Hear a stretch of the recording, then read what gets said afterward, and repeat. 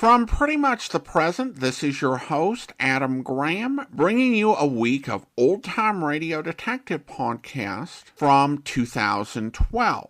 Because these podcasts are many years old, any offers or information included in the podcast may not be valid unless they're currently reflected on our Great Detectives of Old Time Radio website at greatdetectives.net. Here now is a week of old-time radio detective podcast.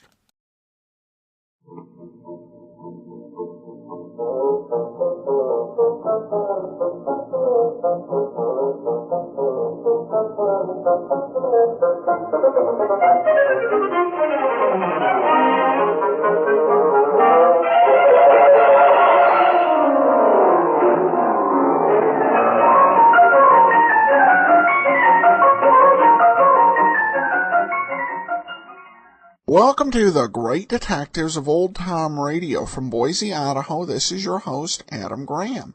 If you have a comment, email it to me, box13 at greatdetectives.net. Follow us on Twitter at Radio Detectives and call us 208-991-4783. Well, today's episode is brought to you by the financial support of our listeners. Thanks so much for all your support. And now here is the very last episode of Frank Race that features Tom Collins in the lead, The Adventure of the Roughneck's Will. Hello everyone, this is Andrew from OTRWesterns.com. I do all the sound editing for Adam. Real quick, just wanted to give you an idea of what I take out and what special stuff Adam and myself bring to you. So the first 10 seconds is strictly going to be the sound with the background noise, and then 10 seconds in I cut it all out. Hope you enjoy. Check out my podcast, OTRWesterns.com. The Adventures of Frank Race, starring Tom Collins.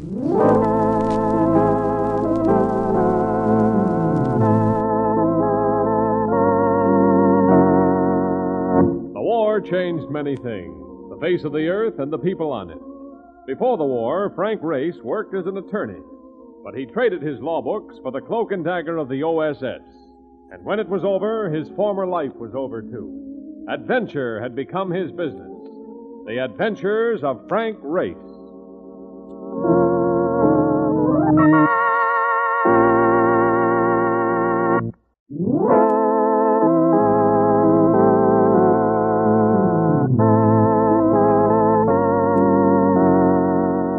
And now we join Frank Race for the adventure of the Roughneck's Will.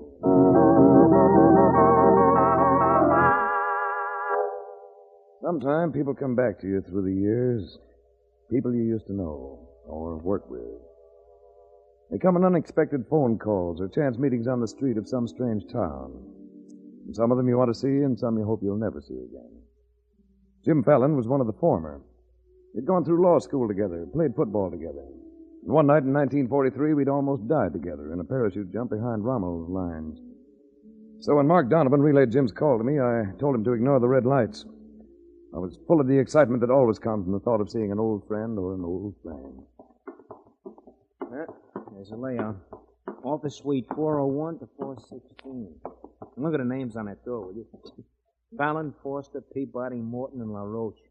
Attorneys at law. Yes, Jim Fallon's come a long way, Mark. That guy has to come a long way when he spends every day working till 16 office. Well, that's good. No, not there. He said you should come through the door marked 411. Ignoring that it is marked private. Sounds top secret. Here's 411. Hello, Jim. Race. Oh, man, it's good to see you. You know Mark Donovan. We spoke on the phone. How are you? Hi. I understand you're having a little trouble, Jim. Race, this isn't little. You can brush any doubts out of your mind by mentioning the name of my problem. Martin Bayard Cullen.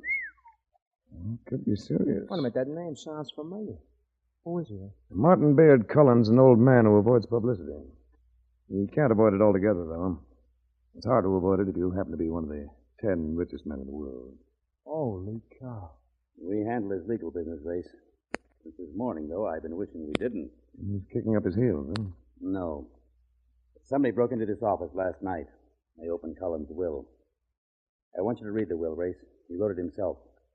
And it's an invitation to murder. Is this it? Yes. Brief, isn't it? One paragraph. One paragraph, written with TNT. Go ahead, read it. It is my wish that my entire fortune pass into the hands of only one person.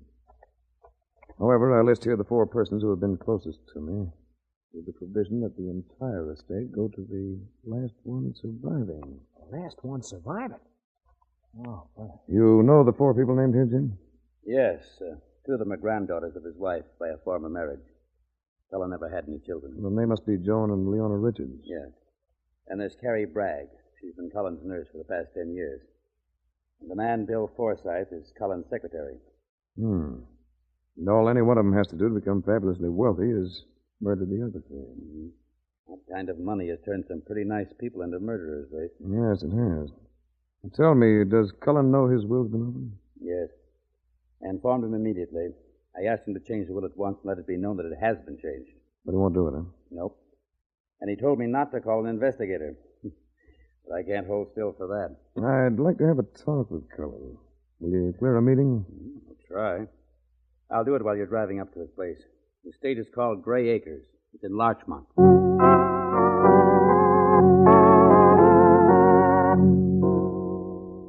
Gray Acres was appropriately named. The house had the grim aspects of a medieval castle. And even the grass and trees seemed colorless and drab, despite the evidence of care. Martin Bayard Cullen matched the general atmosphere.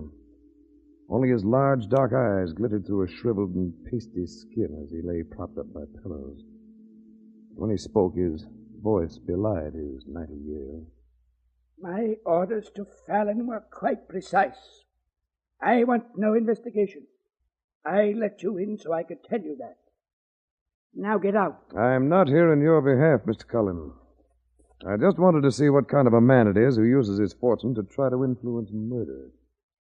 Since I'll be the first to be murdered if it does happen, it's still my affair. It's time for your medicine, Mr. Cullen. This is one of my heirs, Race. Or shall we say that Miss Bragg is a candidate? She doesn't seem to be out murdering anybody, but she is giving me medicine to drink. Someday it may not be exactly what the doctor ordered. Isn't that right, Miss Bragg? That's right, Mr. Cullen. She agrees with me, Ray. See? Everybody agrees with an old man. Especially when he has millions they may get their claws on. Come on, Mark. Let's get out of here. Yeah. The medicine ain't the only thing that smells in it. Well, now there's a sweet old guy. Can you tell me how that prune with the lemon personality get to be rich? He started out as a roughneck on a drilling crew. Oil wildcat. Now he's loaded. Oil and steel, bonds, stocks, cattle. You name it, he's got it. You seem pretty well informed about the old man, Race. Oh, hello, Forsythe. How'd the interview go? Not too well. You warned me. Now, look, Forsythe, you're his secretary. Anybody been especially snoopy lately? Only me, frankly. I have my finger on all of the old man's affairs. You know about the will? I've always known about the will. You see, Race, I typed it.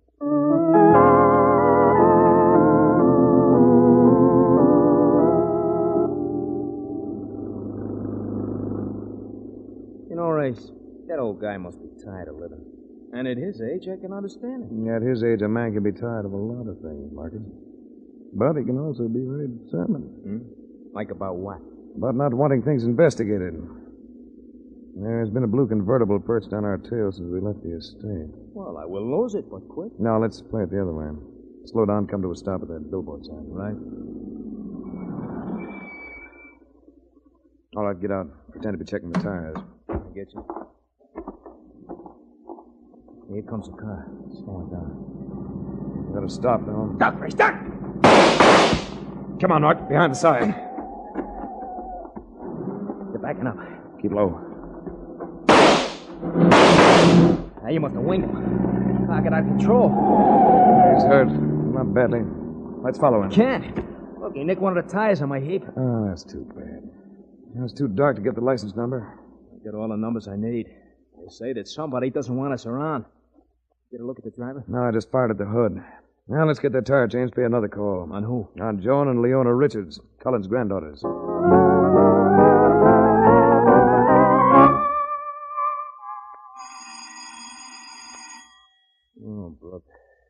dames which live here are related to that old moneybags, I will bet you we are about to come face to face with a couple of pigs. Remember, Marcus, they're only related by marriage. Yeah? Yeah, my name is Frank Race. I'm an investigator working for your grandfather's attorney. Oh, won't you come in? I'm Leona Richards. The hallway was dim, and so was the room. But not so dim that you couldn't see the large eyes. Eyes that could reflect hurt easily. And they looked as though they made a habit of it. Except for that, her face was plain. But something about her said, if I ever come into your arms, you won't want to let me go. I'd offer you a drink or something, Mr. Race, but, well, the household budget won't stretch that far. Oh, I could run down and pick up a fish. Never mind, Mark. If my grandfather sent you to bring me back to Grey Acres, Mr. Race, I won't leave my sister. Saying that doesn't make you happy.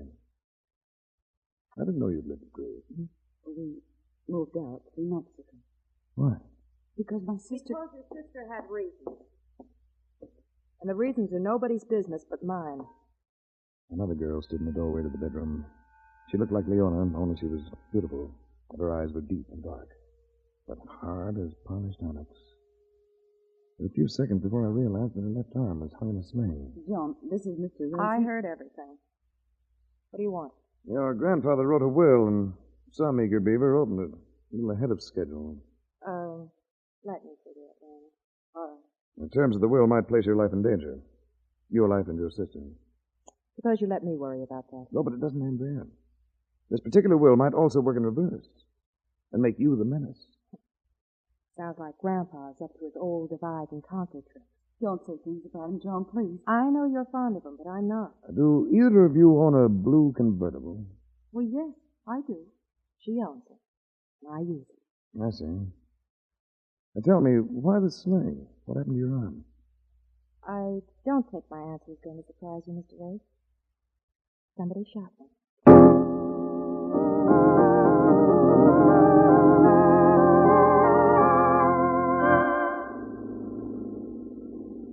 Look, Race, what for are we going back to that mausoleum? I think it might be wise to hang around Grey Acres for a while. Think that John Richards' dame was the one who was using us for target practice? Yeah, slow down, Marcus. There's the gate to Grey Acres up ahead. Well, there's more than a gate there, Race. There's a guy with a shotgun blocking the road. Now, you stay in the car. I'll talk to him. Put your hands up there. Hair up. Who are you? What you want? My name's Race. I'm working for Mr. Cullen's attorneys. Oh, yeah. Told me you was here earlier today. I'm Blair. Tom Blair. Old man Cullen hired me to guard the property. Cullen hired you? Yeah. Used to work for him before, you know. Never there's trouble is sends for Blair. Well, do you have orders not to let me through this gate? Well, I use my own judgment. Cullen's got a lot of faith in my judgment. Well, do I pass or do I make camp out here on the road? Who is it, Blair? Oh, Miss Forsythe. That investigating fellow. Oh. Hello, Race. I thought I'd come back, just in case. Yes, I had a hunch you would. I have a room prepared for you and your friend. You letting him in, Mr. Forsythe? Have any objections, Blair? Me? Why should I? I was just wondering, that's all. I'll drive up with you, Race. There's space for your car in the garage.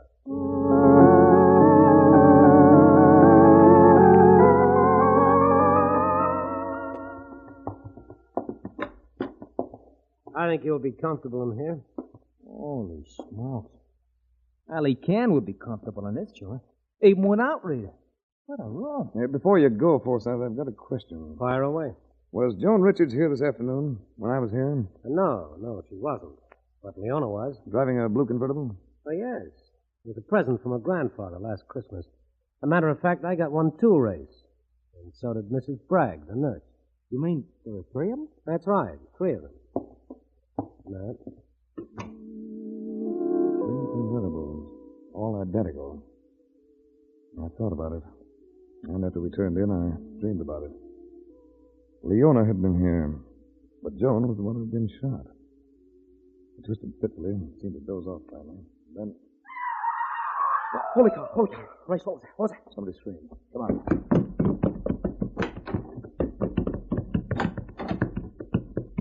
That came from the old man's room, Ray. Hurry! Where's the light switch? I'll get it. Martin Bayard Cullen lay propped on the pillows. His staring eyes fixed right on us, his withered old hands motionless against the white counterpane. It wasn't the stare of death, though. His glittering eyes turned to the far side of the bed. I moved around to see what he was staring at. I needed only one look. She was on the floor in a crumpled heap, her neck very neatly broken.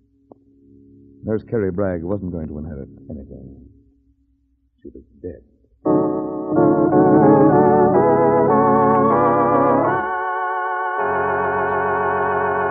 We'll return to the adventures of Frank Race in just about 1 minute.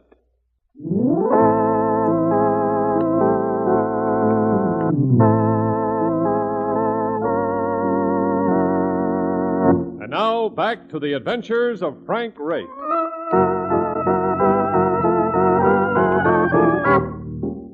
The murder of Nurse Carrie Bragg narrowed the field of Cullen's potential heirs to 3.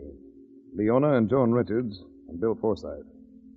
It meant that 2 more of them had to die before there was any payoff.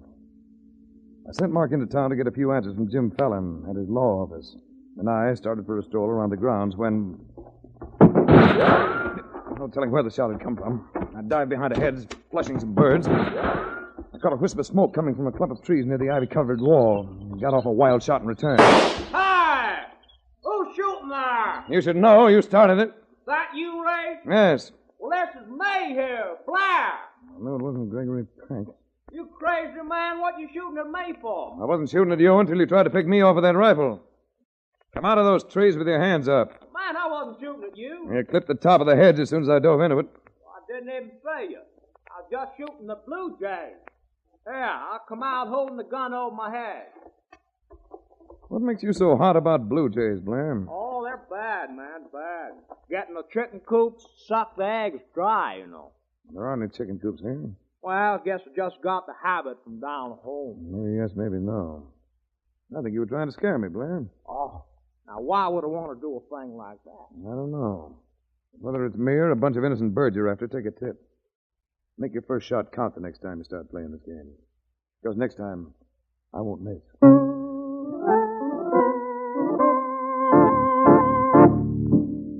Mark came back from Fallon's office with information that turned on a few lights. His latest will of Cullen's had been drawn up 3 months before and replaced a more sane and reasonable request that had been properly drawn by the attorneys. The contents of the first will told me it was time to have another chat with Leona and Joan Richards. Please believe me, Mr. Rice. I knew nothing at all of my grandfather's will. Either the first one or the new one that's causing all the trouble. His original will left you 1/3 of his estate, and the rest was to go to charity. That doesn't surprise me, Mr. Race. Leona's his favorite. Then you should be interested in the contents of the new will. Because they call for action, not orders. You're wasting your time, Mr. Race. I know the contents of the new will, and I didn't have to break into Fallon's office to learn them. We're going out. Leona likes to answer questions, but I don't. Oh, Ray, she's so stubborn. Suppose something happens to her. Hey, this is no time to break up, eh? I'm sorry. I'm so nervous and upset. Here, let me use my handkerchief. Maybe we can get those eyes pretty again. Coffee? No.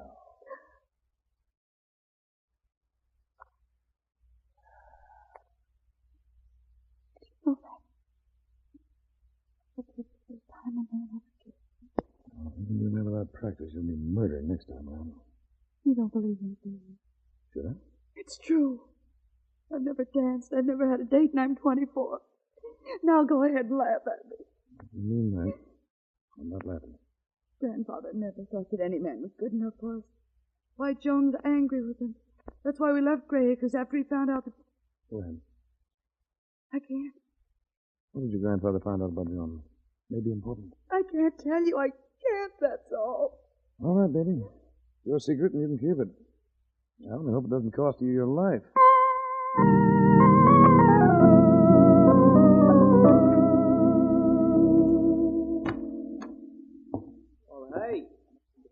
You got back. Where you been? No, I've been walking around town, thinking.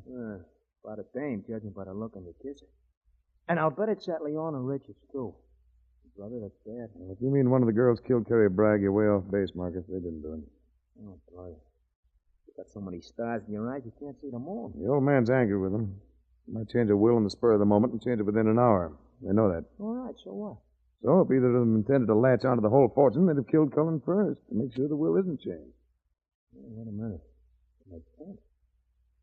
If that Bragg ain't dead, it only leaves one guy. Yes. He's Bill Forsyth, Cullen's secretary. Let's go in and have a talk with him. Well, okay. Which is his name? Well, this is the one he came out of last night.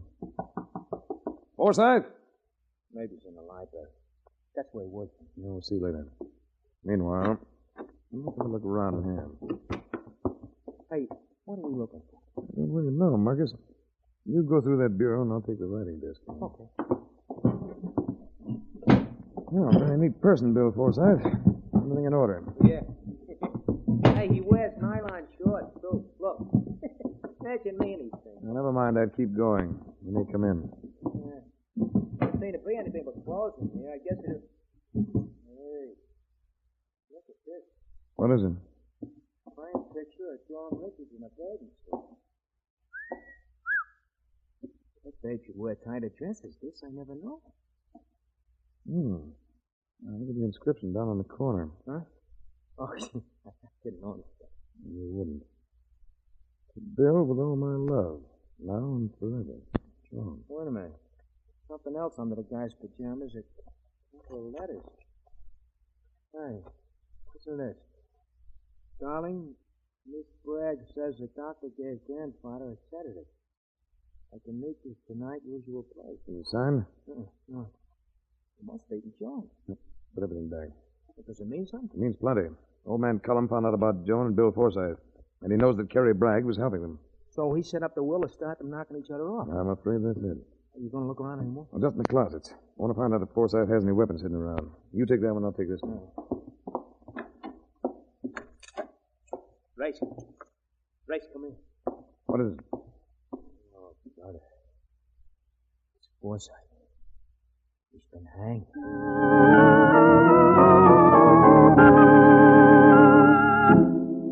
For the next few hours, the number of police on the grounds of Gray Acres were almost equal to the blades of grass. I cleared permission and took Mark into town for a visit to the morgue. Only it was a newspaper morgue. Look, Tom, I've read the newspaper for the past 10 years, and my thumb is worn out turning the pages. Keep going. All right, but what are you looking for? Just the items, Dateline, Texas. If it comes up, you'll know it. Nothing ever happens to Texas except an occasional murder like this one. What is it? Old stuff. Happened 8 years ago. In the oil fields, a wildcatter killed in a gunfight by a guy... a guy named Blair, Tom Blair. That's it, baby. Give it to me. Here, look. A witness said Blair did the shooting, then couldn't identify him before the grand jury. No indictment. Yeah, but how could he not recognize a man he knows? He must have been bought off. Look at this. The murdered man had refused to sell Cullen an oil lease, and Blair was in charge of Cullen's drilling operations. Come on. We've got to get back to Gray's Acres fast. Hey,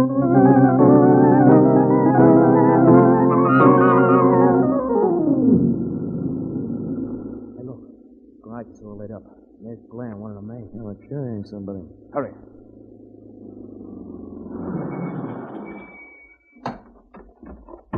Race, give me a hand here. Yeah, it's Joan Richards they're carrying. Yeah, look, Mark, grab the car and get out of here. Find Leona Richards and stick to her. Bring her back here. Right. Yeah, here, Blair, let me grab her. What happened? Mate, Mama. She's in the garage with the motor running. I passed by. Smell the gas. All right. Put her down here. I'm afraid she's dead, Race. Yes, I'm afraid she is. Oh, poor Mademoiselle John. Does Cullen know about this? Well, how could he know, man? We just hauled her out this minute. I think I'll go tell him.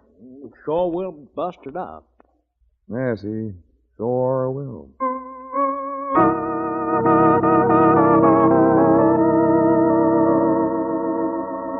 Cullen seemed never to sleep. His eyes burned at me as I came into the room, and there was a little color in his cheeks. He made no effort to conceal the victory he was tasting. If I had things figured right, though, I had one ace. The fifth ace in the deck. The Joker. Well, Race. There's been an accident, Cullen. Yes. People always blame their things on accidents, Race. Usually things that happen are planned to happen. Didn't anybody ever tell you that? One of your granddaughters is dead, Cullen. This time I know it was an accident, a mistake. Because the wrong girl got killed. The wrong girl? Yes. It wasn't Joan, Cullen. Leona is dead. His eyes went wide, and the veins at the side of his neck thickened, and a flood of red spread across his cheeks. He drooled at the corner of his mouth, and then he screamed, Blair! Blair! I'm here, Mr. Collins. Leona, I told you not to hurt Leona. You were supposed to kill Joan and the others. Shut up, you old fool. That's all I wanted, Cullen. He did kill Joan. Leona's safe. Oh, Leona. I'm afraid you've been too smart, Ray. He moved toward me, a drilling roughneck, squat and solid. I fought tough men, but not as tough as this one. His hands were as hard as a diamond drill. I had to keep him off, but no matter how hard I hit him, he kept closing in. Finally, he got his hands on my throat. Now, Race, I won't kill you. Struggled and twisted, but was no good. Suddenly, I got tired and blacked out.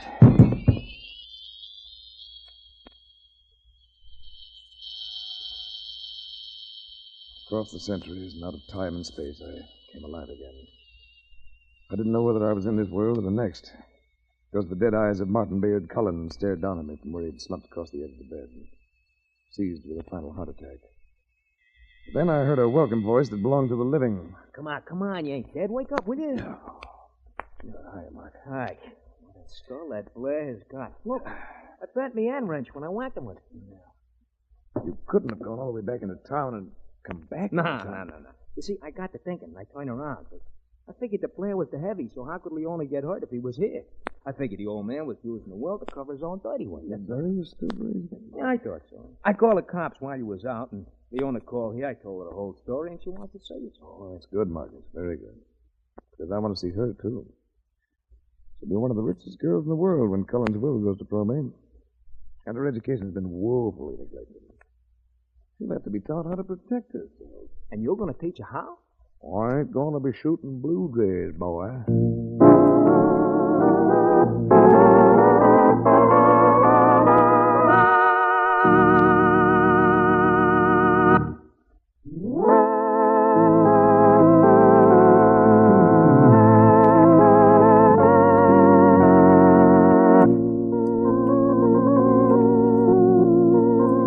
The Adventures of Frank Race, starring Tom Collins with Tony Barrett as Mark Donovan, comes to you from Hollywood. Others heard in tonight's cast were Gloria Blondell, Frank Lovejoy, Michael Ann Barrett, and Wilms Herbert. This series is written and directed by Buckley Angel and Joel Murcott. The music is composed and played by Ivan Ditmars. Be sure to be with us again at this same time next week for another dramatic chapter in the Adventures of Frank Race. Art Gilmore speaking. This is a Bruce Ells production.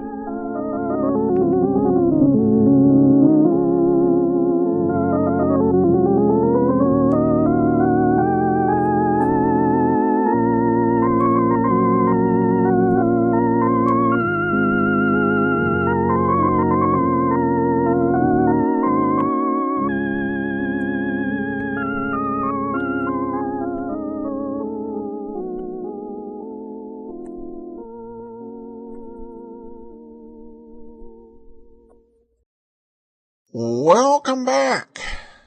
Well, one of those bizarre murder plots that shows something's not quite right up in the head, but well solved by Frank Race. This is definitely a bit of an unusual situation in terms of the mid-cast change. Not unheard of, but certainly unusual in term when you have a star changed in one program midstream, particularly in syndication. Not necessarily unusual for this company. They did do it at another time. There was a Western series called Frontier Town. They began with Jeff Chandler in the lead and ended up changing over to Reed Hadley. So for the last 21 episodes, we're going to have a different Frank Race. So be sure to listen in to hear Paul Duvall taking over as Frank Race. And tomorrow we'll be bringing you a show new to our podcast, A Life in Your Hands. It's very interesting and somewhat unique in the world of old-time radio, so I think you will enjoy it. So be listening tomorrow for that, and then join us back here on Monday again. Paul Duvall takes over as Frank Race.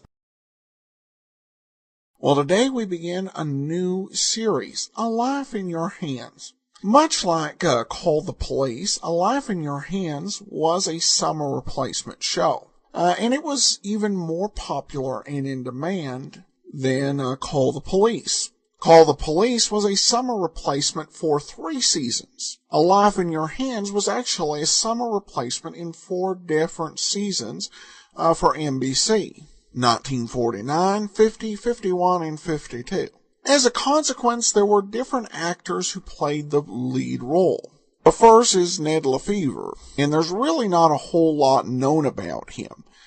So you'll forgive the lack of information. There's just no information I can find to offer. The series itself is pretty fascinating. The concept, and I can't help but thinking Earl Stanley Gardner, who also did the Christopher London series we played a year or so back, did have some say on the whole concept. The concept was that a lawyer representing neither prosecution or defense, acting as a friend of the court, seeking only the truth, could bring justice. And I think it's fairly well executed. We're going to play the first episode we have in just a second. Before we do get started, I do want to let you know that my novel, Tales of the Dim Night, is now available as an audiobook. You can buy it on Audible or through Amazon.com, and probably by the time this thing is uploaded, you should also be able to purchase it through iTunes. It's a wonderful superhero comedy. I know a lot of folks have said that they don't have time to read, so it works for those who would prefer an audiobook version. So you can download that today. And also, if you have the Kindle, be sure and pick up What Made the Golden Age Shine. Now it's time for today's episode of A Life in Your Hands. This one is called From June 7th, 1949, The Final Curtain Call. Rolly Cigarettes present Earl Stanley Gardner's A Life in Your Hands. Did you hear him threaten her? What was the position of the body? Was she still alive at 8:30? Listen while we place A Life in Your Hands.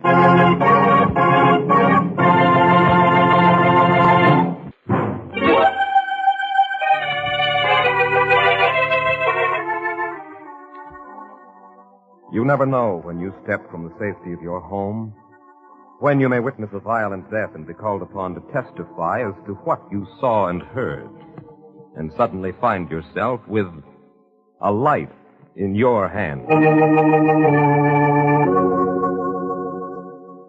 Murder is a dark enigma that strikes fear into the heart of man. Strange, baffling, mysterious. But the darkest crime one man can invent, another man can unravel. And such a man is Jonathan Kegg, created by Earl Stanley Gardner, the world's most popular writer of mysteries. Mr. Gardner is also creator of the famous Perry Mason, Doug Selby, and dozens of equally outstanding fictional characters. Jonathan Kegg is a lawyer, but of a very special sort. When he appears in court, Jonathan Kegg acts only in the capacity of amicus curiae. And here's Mr. Kegg himself to tell you what that is. Good evening, ladies and gentlemen. Mr. Kegg, just what is meant by amicus curiae? Translated from the Latin, amicus curiae simply means friend of the court. It refers to a lawyer or an expert who enters a case neither on behalf of the prosecution nor the defense. He acts impartially, seeking only the truth. How does an amicus curiae go about finding the truth? It is my belief that by cross-examination of witnesses, the truth can usually be learned. And as amicus curiae, you conduct such cross-examination in the hope of seeing justice done? Exactly. All we need is testimony from witnesses who remember what they hear. The basis of our system of justice is the ability of witnesses to relate accurately what they saw or heard. You never know when a crime is going to be committed. Even now, somewhere in the city, there may be a crime in the making.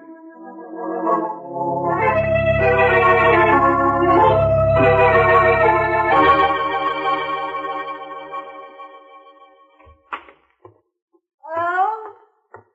Hello? Anybody here? Actors? Prop men? Electrician? I'm here, Miss Molly. Ah. But I guess there's nobody else in the theater. It's only about 4 in the afternoon. Anything I can do for you? Well, then who might you be? No. You might be all sorts of people. You might even be another bartender. I'm Tom Kalish, Miss Marley, the new assistant stage manager. I just started today. Fine. A career in the theater. I, Victoria Morley, have a career in the theater. You know that? Did you? Well, of course, Miss Marley. I, Vicky Morley, am an actress. Worse, I'm married to an actor. The highly paid, thoroughly successful, extremely talented Mr. Peter Barnes is my husband and the star of the show. Very good for Peter. Peter is starred. Victoria's featured. Do you know, are you aware, Mr. Kalish. Mr. Kalish, are you aware of the subtle distinction between a star and a feature player? Huh? Are you? Well, yes, Miss Marley, but in this case... All right. I'm embarrassing you. But it's something you'll just have to get used to. 3-4 days a week I come in like this. It's part of the plot. The lady drinks. But I have a way. I get around it. I come here to the theater early and nap. I nap it off, and by curtain time I'm as good as new. Very simple, don't you think? Miss Marley, I figure what other people do is their own business. And you know something else? I've never missed a show, or an entrance, or even a cue. Never. Got an understudy. Pretty little tramp, Lucy Devereaux. Peter, my Peter, Mr. Barnes, he thinks very highly of her. As an actress, I tell myself. Yeah. But Lucy, my understudy, she's never had to go on for me, but never. Now, isn't that a shame? For Peter, isn't it? Miss Marley, I'm brand new with the show. Okay, I'm sorry. I know. This is talk, that's all. Do you know whether Charlie finished repainting the second act job? He said he'd have it done in time for the show tonight. The head stage manager, you mean? Yeah, Charlie wanted me to speak to you about that. Don't tell me you forgot it again. Well, I told him at least a dozen. Have you seen the drop? I walk on, a blonde. The drop is about 3 shades lighter than my hair. It makes me look terrible. It's like a golden wall behind me. That's what Charlie wanted me to tell you. He didn't forget, Miss Marley. Mr. Barnes told him not to repaint it, and the producer, Mr. Walters, okayed that. But they what? Well, Charlie said he was all set to go ahead when Mr. Barnes called him. Well, we'll just see about this thing once and for all. Bo, you got any change, Nicholas? Yeah, I think so. Mm-hmm. Here. Oh, thanks. Oh, here, keep it out. Oh, no, just for a couple of nickels. That's crazy, Miss Marley. I'll keep it.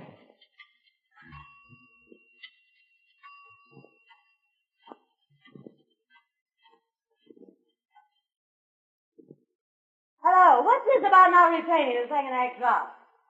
Don't now, Victoria, me. Why isn't it being repainted?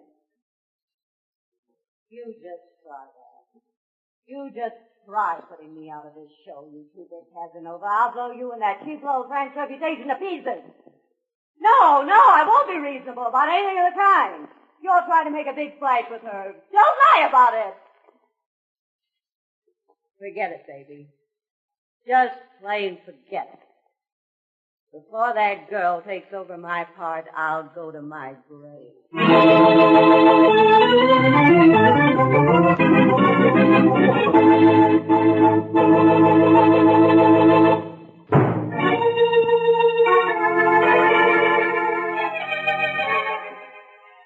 And now back to the theater. The echoing emptiness of the stage is now electric, with the tension that comes just before curtain time. 3 minutes. 3 minutes. Curtain in 3 minutes. Mr. Barnes, 3 minutes. Mr. Barnes? That's funny. He's not... If you're looking for Mr. Barnes, he's in his wife's dressing room down the hall. Oh, thanks, Miss Devereaux. He's on in 3 minutes. You'd better go and remind him then. Yeah, I guess I had. And don't let the sound and fury bother you. It's just Victoria giving him his nightly lecture. Okay. 3 minutes. Curtain in 3 minutes. First act curtain going up in 3 minutes. Don't give it to me. I can act things on, go on, go, go. The last time when you lower your voice. No, I won't lower my voice. I'll talk as loud as Vicky, I swear, if you don't shut up. 3 minutes, Mr. Barnes. You're on in 3 minutes. All right, Kalish. Thanks. I'll be down in just a minute.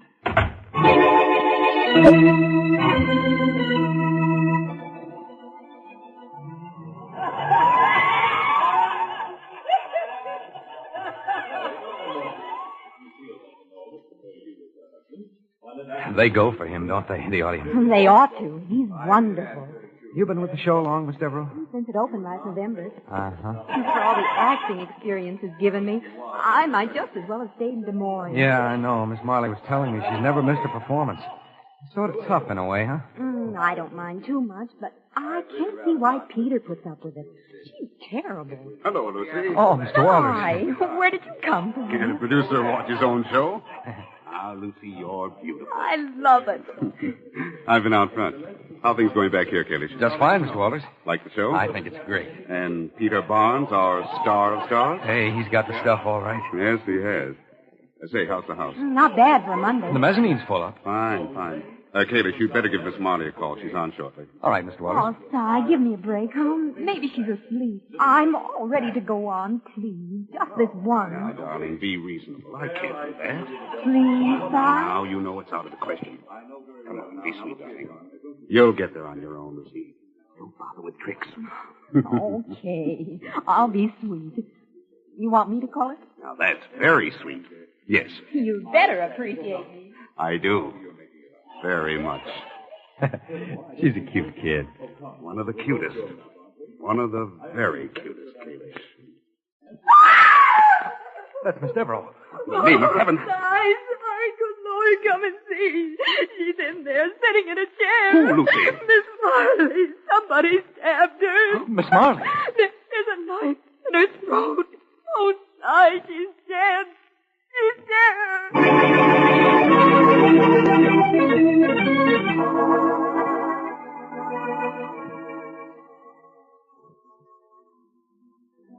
Mr. Kegg, I should begin this discussion by telling you that I am absolutely certain Peter Barnes did not kill his wife. Very interesting, Mr. Walters. As you know, they've brought an indictment against him, and the trial has been underway for a couple of days now. The prosecution is making a good case against him, but the charge is absolutely baseless. Just what exactly do you want me to do, Mr. Walters? I believe Vicky Marley committed suicide. But the police and the DA seem to have overlooked or at least discredited the possibility completely. Did you suggest this theory to them? Yes, and, well, they were very polite about it, but... Mr. Kegg, I would like you to volunteer your services to the court as amicus curiae. And by examining all the evidence, I believe you can prove it was almost a physical impossibility for Peter Barnes to kill his wife. Have you evidence to support that? Yes. Peter is on stage during most of the show, especially the first and second acts. Vicky's body was discovered during the second act, while Peter was in plain sight of the audience. Have you considered that he might have killed her between the first and second acts? No. According to her maid, she was still alive when the second act curtain went up. Have you considered that someone else may have killed her? Miss Devereaux, perhaps?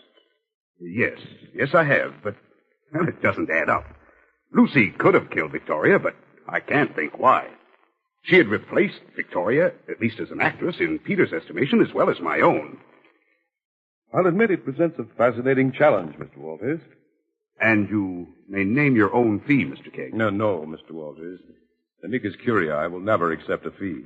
I am particularly fortunate in that I'm financially secure. Therefore, I'm able to serve in that capacity and to indulge my passion for helping to see justice done. Then you will do so in this case?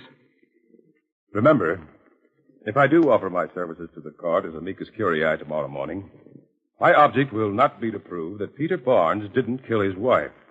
I shall seek only to uncover the facts and fit them together in a logical pattern, no matter whom it may help or hurt.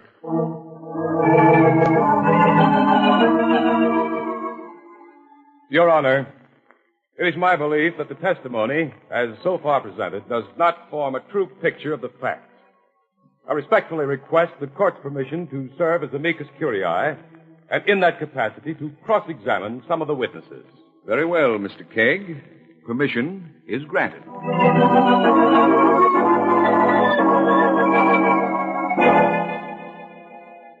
Mr. Barnes, you say the last time you saw your wife alive was when you left your dressing room a minute or so before the first act began. That's right. It has been conclusively established that Miss Marley was still alive when the second act curtain went up. Would you mind telling me, Mr. Barnes, just how long you were on the stage during the second act prior to that point at which Miss Marley makes her entrance? I go off just once. I'm supposed to make an exit onto a veranda. And then I reappear a few minutes later through a French door in the back wall of the stage. How much time would you say elapses during that period? As I say, a few minutes. I've never given it much thought. I see. This letter opener with which your wife was stabbed, do you recognize it? Yes. It's mine. When was the last time you saw it? I don't really remember. A few days ago in my dressing room, I think. In your dressing room? I think so. Thank you, Mr. Barnes. That'll be all. Your Honor, I believe there are additional facts which have not been brought to light in the testimony so far. I understand that the entire cast and the people sitting in the front row of the audience have been subpoenaed and are here in court. I would like to talk with one of those people. We will call to the stand any person you desire, Mr. Kegg, and that person must testify. Thank you, Your Honor. Ladies and gentlemen, few of us ever consider that we might at any moment be witness to a crime. The crimes of violence and passion that you read about in your newspapers are not committed in a vacuum. Much of the evidence which could solve them is frequently witnessed by many people. If you should be the one called upon to testify, as our next witness is about to do, you would surely have a life in your hand.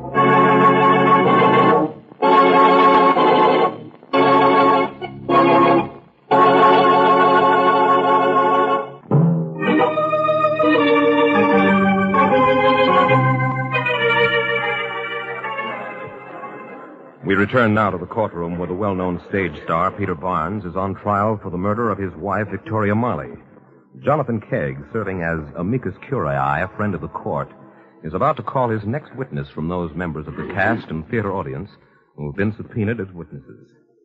If you were this witness, you would have a life in your hands. I would like to have Tom Kalish, the assistant stage manager, take the stand. Tom Kalish appeared before you entered the case, Mr. Kegg. He's already been sworn. Come forward, Tom Kalish. Mr. Kalish, the court record shows that when you testified before, you told briefly about a quarrel you overheard between Mr. Barnes and Miss Marley. What were they quarreling about? Well, first I heard Miss Marley yelling, "Don't give me that. I can act rings around Devereaux, drunk or sober." And then Mr. Barnes said something about lowering her voice. She said she wouldn't lower her voice, and then he said, "I swear if you don't shut up."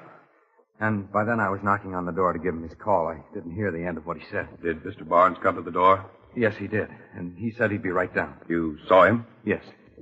Now, Mr. Kalish, I want you to consider this next question very carefully before answering it. How long was Mr. Barnes off the stage during the second act? I'd say at least 4 minutes. That's a very accurate estimate. Actually, Mr. Barnes, or rather the person who is now playing his part, is off the stage for 4 minutes and 35 seconds. I clocked it at last night's performance. Mr. Kalish, Miss Devereaux has testified that she was the first to discover Miss Marley's body. In your own words, will you please tell the court exactly what you remember is taking place just before that discovery? Well, Miss Devereaux and I were watching the show from the wings when Mr. Walters came in. From where? From out front, and he asked how things were going backstage and did I like the show. Mr. Kalish, will you try to tell the court as nearly as you can the conversation that you and Miss Devereaux and Mr. Walters had at that time? I'll try, Mr. Kegg. Please do. Mr. Barnes' fate may depend on how well you remember it. Well, let's see. Miss Devereaux and I both said hello to Mr. Walters, and he said, sort of kidding, "Lucy, you're beautiful." And then he said to me, "I've been out front. How are things going back here?" And I answered that it was going all right. Yes. Go on. And then Mr. Walters asked, how's the house? And Miss Devereaux and I both jumped in to answer that it was pretty full for Monday. And then Mr. Walters asked me to give Miss Marley a call because she was on pretty soon. And Miss Devereaux said, oh, give me a break, Si. Maybe she's sleeping. I'm all ready to go on. But Mr. Walters wouldn't go for that. How do you mean, Mr. Kalish? Well, he talked her out of it. Something about Miss Devereaux's getting there on her own and not having to bother with tricks. So Miss Devereaux offered to call Miss Marley herself. And then a few seconds after she's gone, we heard her scream, and she came running back crying and told us Miss Marley was dead. I see. Earlier in your testimony, Mr. Kalish, you stated that Miss Marley made a phone call in your presence. Will you tell us about that? Well, that afternoon when she came to the theater, she'd had a few drinks, like I said, and was kind of talkative. And after we'd got acquainted, she asked me if Charlie, he's a head stage manager, if he'd had a certain piece of scenery repainted that she wanted done. When I told her that Mr. Barnes had told Charlie not to repaint it, she blew up and called him on the telephone. She called Mr. Barnes? Why, yeah, I think it was him. Did she address him by name? No, but she bawled him out something awful. Did you hear her place the call? Yeah, I heard her dial a number. Do you know what number she dialed? No, sir, I had no way of knowing. I understand. Now, is this phone she used a payphone? Yes, it is. And she didn't have any change she borrowed from me. I see. She had to borrow a nickel from you to make the call. Yeah, except it was 2 nickels she borrowed. 2 nickels? Did she make a second phone call at this time? No, sir. She used both nickels on the same call. You mean that before she dialed the number, she dropped 2 nickels into the payphone? Yes, sir. I figured it was because she wasn't quite herself, you know. I see. Can you remember what she said when the party at the other end of the line answered? Well, like I say, she was sore as a boil, but she said, hello, what's this about not repainting the second act drop? All at once in a big rush, and she said something about his being a 2-bit Casanova and trying to put her out of the show. Oh, yeah, and she wound up by saying, before that girl takes over my part, I'll go to my grave. Then she hung up and walked down to her dressing room. I want you to think carefully, Mr. Kalish. At any time during Miss Marley's phone conversation, did she ever explicitly address the person to whom she was talking as Peter or Mr. Barnes? No. No, she didn't. Thank you very much, Mr. Kalish. That'll be all.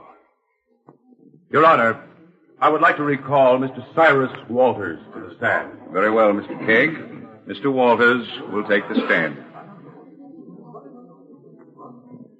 Mr. Walters, would you mind telling the court why you asked me to intercede in this case? I ask you to offer your services to the court because, in my opinion, Miss Marley had not been murdered. I thought she committed suicide. You thought she did? Don't you still think so? I honestly don't know.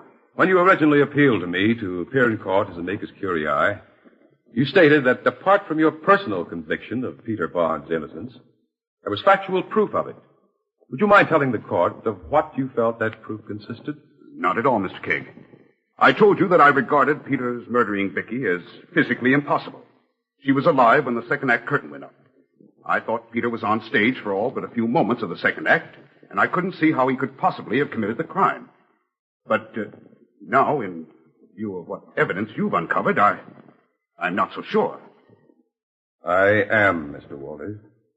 I'm absolutely certain that Peter Barnes did not murder his wife. Order! Order in the court, or I'll clear it at once. Mr. Walters, this is one little drama you bungled very badly. I don't know what you're talking about. It's now a matter of court record that you, by your own testimony, requested me to determine whether or not Peter Barnes had sufficient time to murder his wife. But because you must have known, through your long association with the show, that he did have sufficient time to commit the crime, I can only assume that your intention was to ensure that point being brought out strongly in the court, thus strengthen the case against him.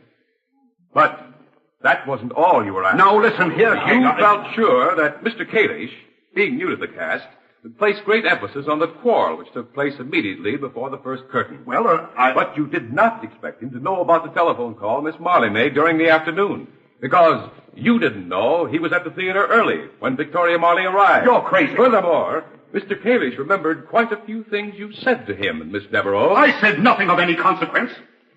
Do you disagree with Mr. Kalish's account of the conversation that took place in the wings between you, Miss Devereaux, and himself? Why, Don't perjure yourself, Mr. Walters. Remember, Miss Devereaux was there, too. all right. Kalish's account of what was said is, well, substantially true. Really? Then will you please tell me, Mr. Walters, why, after having announced to Miss Devereaux and Mr. Kalish that you had, and I'm quoting you, come in from out front, why, a few moments later you asked, how's the house? Meaning the size of the audience. Why, I often ask... If you had been out front, as you stated, you would have certainly known the answer to that question. Was it because, while everyone else was watching the second act from backstage, you crossed behind the darkened set, entered Miss Marley's dressing room, and stabbed her to death? Of course not. You're crazy, Kegg. I had no motive for killing her. Oh, yes, Mr. Walters. Yes, you did. A twisted, futile motive, perhaps, but motive enough for you. It was Lucy. Shut up! Lucy Devereaux, the one girl you couldn't Will wait you for. shut up? The one girl you didn't want as a hand-me-down from Peter Barnes. And it was the phone call Victoria Marley made to you in the afternoon that first put the idea in your head. It wasn't Peter she called, was it, Mr. Walters? Not with 2 nickels. His phone number carries a local exchange. So it must have been a toll call to a suburban home, to a house like the one you own in Floral Heights. It was that phone call that decided you. So you conceived an elaborate plan for getting Lucy the role you'd promised her and eliminating Peter in the same stroke by seeing him convicted of his wife's murder. Kegg, Did Miss Devereaux know you were in love with her? All right. Yes. Yes, she did. I'd asked her to marry me a number of times, but it was always Peter. Peter. I like you a lot, Si, and maybe if it weren't for Peter, everything he is, everything he says, every clever mannerism he has, I gave them to him. It drove me crazy that she was so blind to it, that she couldn't see that he was nothing but a puppet. And Victoria Marley, is she another one of your puppets, Mr. Walters? No, that was different. I didn't want to kill Vicky. But you couldn't think of an easier way.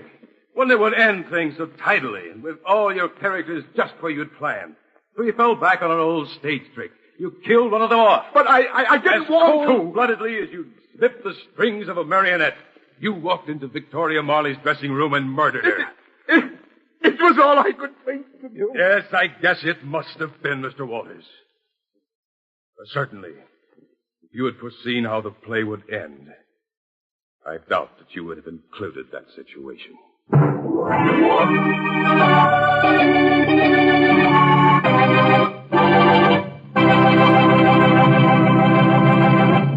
Thank you, Jonathan Kegg. May I ask you now to tell us something about next week's show? Inasmuch as no man can predict the future, Mr. Wallace, I honestly can't tell you just where we'll find ourselves next week. Whether it be in the criminal court, a coroner's inquest, or judge's chambers, I shall again offer my services as amicus curiae. Friends, here's a cordial invitation for each of you to be with us next Tuesday when you will again hear Jonathan Kegg, created by Earl Stanley Gardner, author of the internationally famous Perry Mason stories and many others.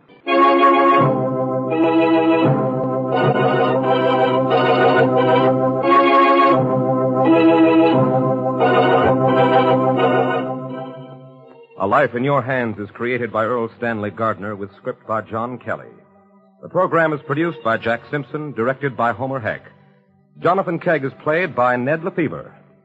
This is Myron Wallace inviting you to be with us again next week when Rawley's Cigarettes, the pack with the coupon on the back, will again place A Life in Your Hands.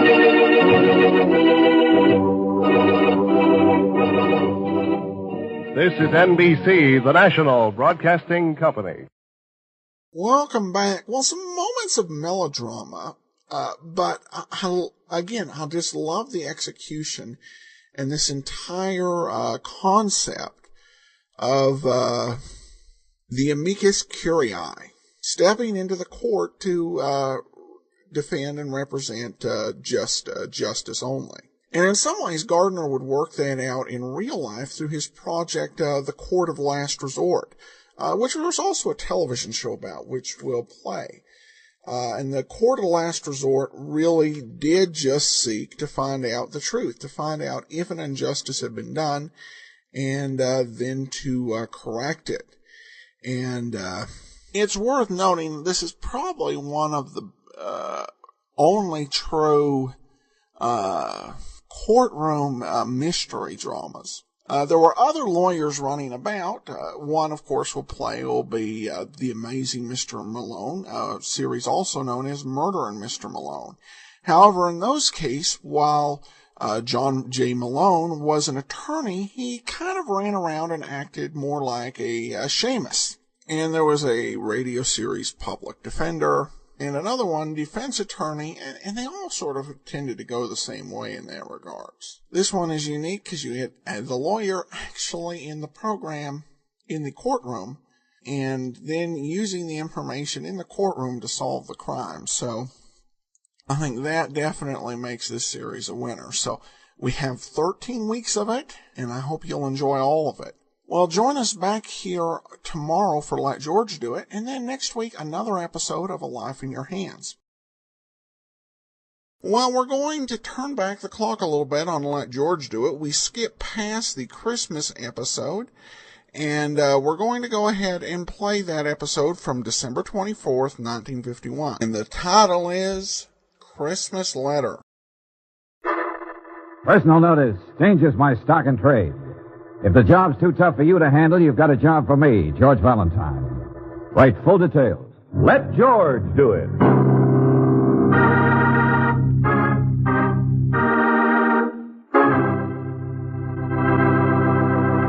Tonight's story, Christmas Letter, a transcribed adventure of George Valentine.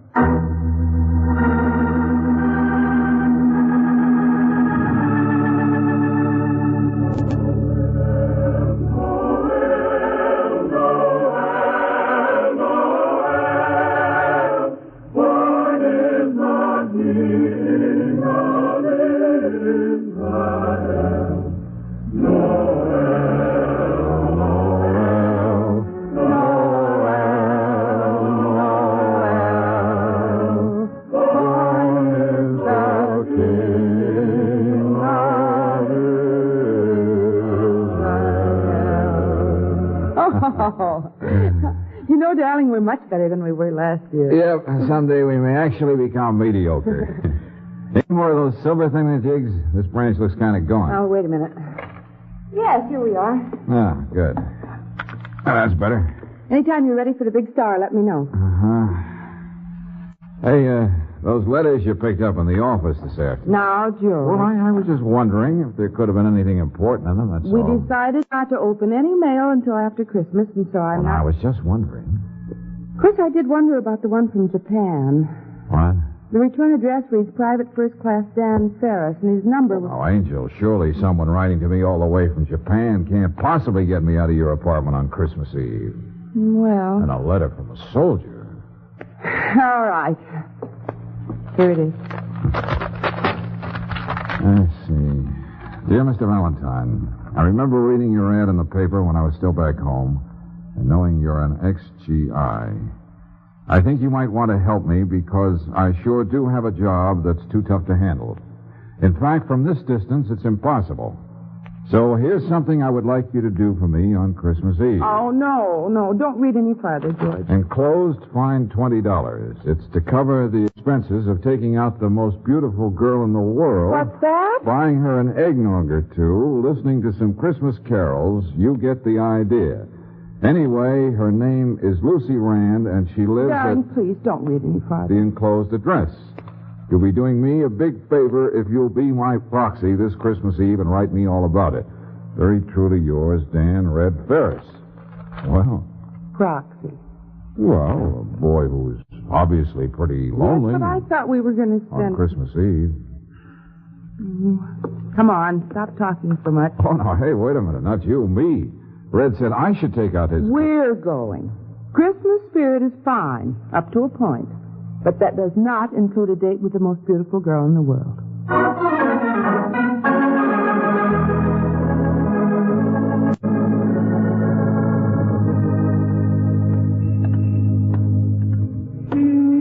The apartment house is down the block.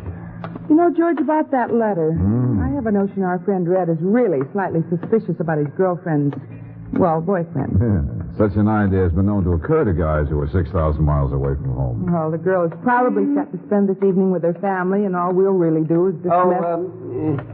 Excuse me, folks. Yeah? I'm sorry to bother you, but that is, we, the missus and I, have had it pretty tough this year. And she's a wonderful cook. Like right here, you see? What's that? It's a Christmas pudding, miss. The missus makes the best in the world. Oh, look, I'm afraid we're on a diet.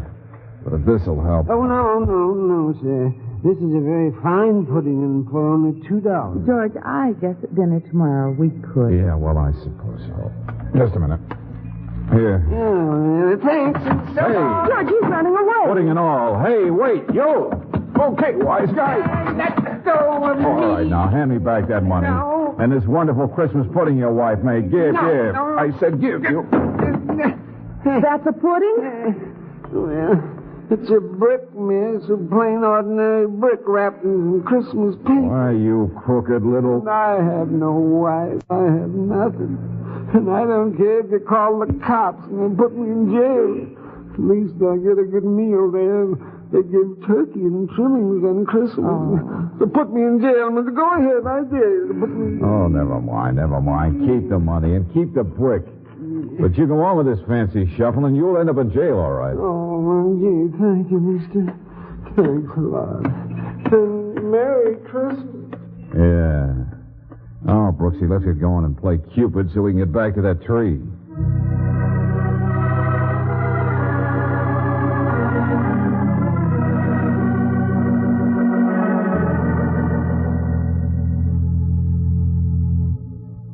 Well, thanks very much, Mr. Valentine, but I already have a date for this evening. So you said. This boy, Red, he has no hold on me, you know. Not at all, Miss Brooks. Well, the only thing we know, Lucy, is what he wrote us in that letter. Well, I don't even know why I started writing to him. One of those silly things. A friend of a friend of a friend of mine is engaged to a boy in Red's outfit, and she said boys need cheering up. So I wrote to him. He's nice and sounds like fun, but that's all. Yeah, well, Red must have taken some things for granted, I guess. Well, he'll just have to get over it. After all, I didn't make him think I cared. I see. And as for tonight, I'm perfectly all right. I'm in good hands. Walter Denning is a perfect gentleman. Walter Denning? You make it sound like a naughty word. Do you know him, George? Slightly. He's in the neighborhood. Tall, handsome boy, sharp with a buck. Why, he's not. Wolf by avocation and vocation and inclination. Stop that. Small-time impresario. How's his big girly act coming along? Denning's Delectables, isn't it, playing at the Blue Grotto? He's doing very well, thank you. I've had a very busy day. Selling in a department store on the day before Christmas is wonderful for a girl's feet. So if you don't mind... See this record here on the Victrola. It's nothing. The label says made at the YMCA Tokyo, Japan. Something Red sent you? But yes, it came today. A Christmas card, sort of. You can hear it if you want. There's nothing too personal in it. I'll do it, George. Hello, Lucy. I don't really know what to say into this thing. I guess pretty soon it's going to be Christmas. But here it isn't very much. So a fella gets to do a lot of thinking and hoping, remembering. When I do that, I keep thinking mostly of the things you wrote me in your letters. I really don't even know what you look like, but I can imagine. And what I imagine is, well, when you listen to some Christmas music or see a guy in a funny red suit ringing a little bell in the street, I hope you'll think of me. Well, I'm running out of time, and so... I guess he overran his time. Yeah. Well, come on, Angel. Lucy, I didn't mean to shoot my mouth off about this Denning guy. I know. That's what people may think of him, but he's in love with me. He's sincerely in love with me. Are you sure, Lucy? Wait a minute. Here. Take a look at this. Engagement ring. Walter gave it to me a week ago. I notice you're not wearing it. Well, I told him I wasn't quite sure of how I felt. He wanted me to take the ring and wait, so I'm to give him my answer tonight. And? Well, he's waiting for a divorce, so he isn't free to marry me yet, but he will be in a month or so. He's taking his troupe on a road tour the day after tomorrow, and he wants to give me a job and let me go along. He says he can make a dancer out of me, and And then we can be together in the meantime. Yeah. It's a beautiful diamond. Yes, isn't it? Walter really has been sweet to you. Honest with me. Do you understand? Sure. Thanks a lot for taking the trouble to come here on Christmas Eve, but really I'm quite all right, and there's nothing to be done about Red. Good luck, Lucy. Thanks. Goodbye.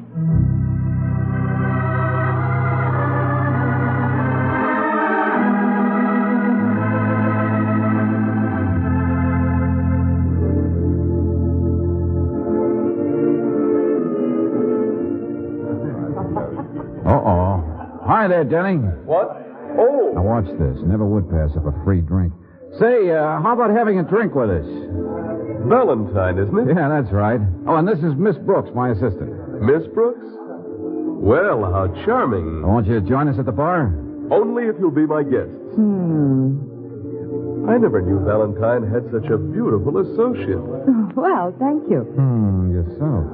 Perhaps someday I might give you a call and we could have a talk. Well, that would be nice. Yeah.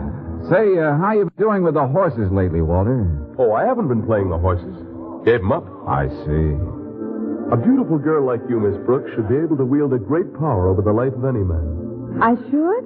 Any man who isn't absolutely blind. Your line is still pretty smooth, friend. Blind? Oh, no. It's just that I guess I'm sentimental. I'd like to play Cupid. Cupid? Yes, you see, I'm in love. Practically engaged to a lovely girl. Oh, really? Yes, you don't know her, but she's wonderful. Lucy. Isn't that a lovely name? Yes, indeed. So I want everyone to be in love and happy. Now, tell me, Miss Brooks, doesn't this guy Valentine ever notice you? All right, now what do we have to drink? Well, I think we'll skip it, if you don't mind, Miss Brooks. No. But I thought Some other time, huh? All right. As a matter of fact, I was leaving to see Lucy. Did you want to speak to me about anything? No, I guess not. So long. Goodbye, and Merry Christmas. So you owe it to Red to prove to yourself Walter Denning is still not Oh, well, guys like that don't change. Not even when they fall in love. He's penny pinching. So he wants to buy us a drink. I'm hard to convince. He gambles and he's a wolf and no pretty girl is safe with him. So he wants to play Cupid for another night. All right, okay. I heard him. George, I know it's tough on Red, and maybe you don't like the idea. But I think we just have to forget all this. Yeah, I guess so. Now, let's go back to my place and finish decorating the tree, huh?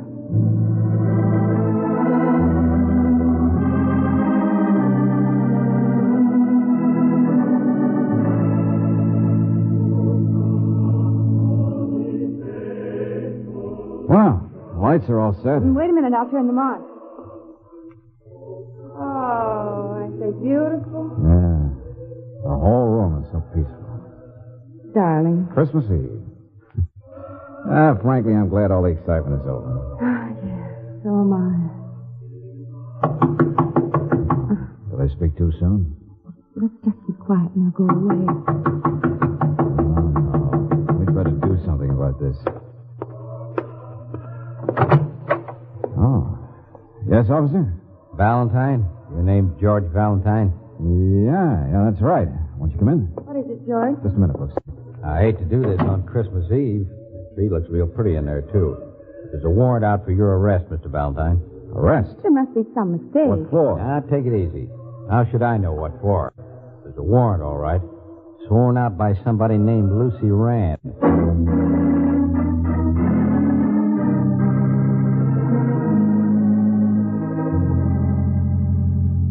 Sorry. Is that all you're going to keep on saying, Lucy? Well, I feel so terrible about this. Well, that's a variation, at least. Well, why on earth would I steal your engagement ring? But don't you see? I didn't know who you were. Not really. I thought coming here with a letter from Red was just a trick, and I did show you the ring, and then it was gone. Oh, now, look. Now that the police told me you're all right, Look, Lucy, I realize that the ring must be an expensive one, and you were upset, but I still No, don't... it's not that. But you see, I'm supposed to give my answer to Walter tonight, and I don't want to be influenced because I don't have his ring. You mean you have some doubt about what you should say to Walter? Hooray for our side. Well, I didn't say that. Now, George, stop it. Walter Denning seems to be a perfectly charming man. He is. I know he is. But... Hearing from Red, the record he sent you, That didn't make you doubt your decision a little, did it? Oh, of all the silly... I can't face Walter and tell him his ring has been stolen. Now, dear Mr. Valentine will do whatever he can, but after all, it's nothing that can be accomplished in a minute. You sure it isn't just mislaid, Lucy? No, it isn't. After I showed you the ring, I put it down a minute, and then the phone rang. It's out in the hall, you know, and I went to answer it. Oh, the ironic part of it is it was a wrong number. And then when I came back, the ring was gone. From where you were at the phone, you couldn't see who went into your room. No. So it might have been anyone here in the apartment house. Yes, but they're my neighbors. Good, respectable people, and it's Christmas Eve. Why? Okay. I'll see what I can do. Take it easy. Oh, dear. This is probably Walter. Well, there's nothing you can do but let him in. I suppose so. Will our friend Mr. Denning be surprised to see us here? Lucy is not really sure of her feelings toward that guy. Maybe if he finds out about the ring and acts the way I think he will. Now, George, playing Cupid for Red is one thing, but trying... Walter, these are some friends of mine. Miss Brooks and Mr. Valentine. Why, hello again. Yeah. I didn't realize you knew each other. Say, let's all of us get dressed up and go out and celebrate Christmas in real style. A good idea? Well, Walter... Yeah, well, that sounds fine, but I'm afraid I won't be able to join. After all, if I'm to look for that ring of yours, Lucy... Valentine. Ring?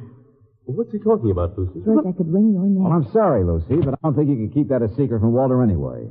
After all, it'll take days, weeks, if the ring will ever be found. Well, I'm so terribly sorry, Walter. The ring, that beautiful ring you gave me, it must have been stolen. I don't know what to say. Don't say anything, darling. But the ring, I know how much it must have cost you, and I... Do you think it's really important to either of us? Well, I don't want anything in the world to make you unhappy for 1 minute. Oh, Walter. You're more important to me than all the rings in the world. So, come on, snap out of it, honey. You mean that, don't you? Of course I do. Well, go home and dress up, darling, and pick me up later. We're going right out and celebrate our engagement, with or without a ring. Why? Darling. I still wish you folks had joined the party. No, thanks. Come on, Brooksy. Coming, Cupid.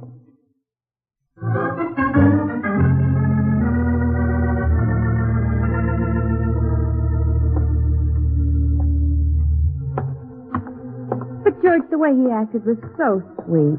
Not a peep out of him. Any girl would melt at such a sign of devotion. Yeah. I thought he'd yell like a stuck pig. Let's get out of here. Go back to my apartment and finish decorating the tree. You know, that's beginning to sound like a chorus of a song. Let's go back and decorate the tree. Well, I suppose that's all we can. What is it? Look, in that corner. The neatly wrapped Christmas pudding. Somebody in this house must have bought it and then threw it away. Could be, but it's still unwrapped. So maybe our little salesman came here to sell it, threw it away himself when he got something that would bring him more money than 1,000 puddings. The ring. He must have stolen Lucy's ring. Uh-huh. He was headed for jail. If he isn't in jail already, maybe we can get the ring back in a hurry. And maybe if we do, it might still keep Lucy from being too grateful for Walter's understanding.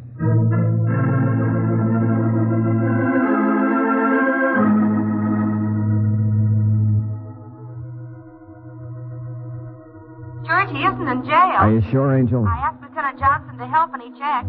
It looks more and more like Shorty, huh? No luck with the neighborhood pawn shop? Now they're closed.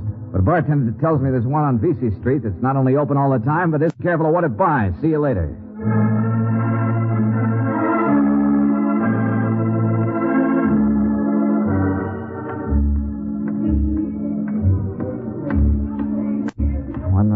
South. That should be right down here.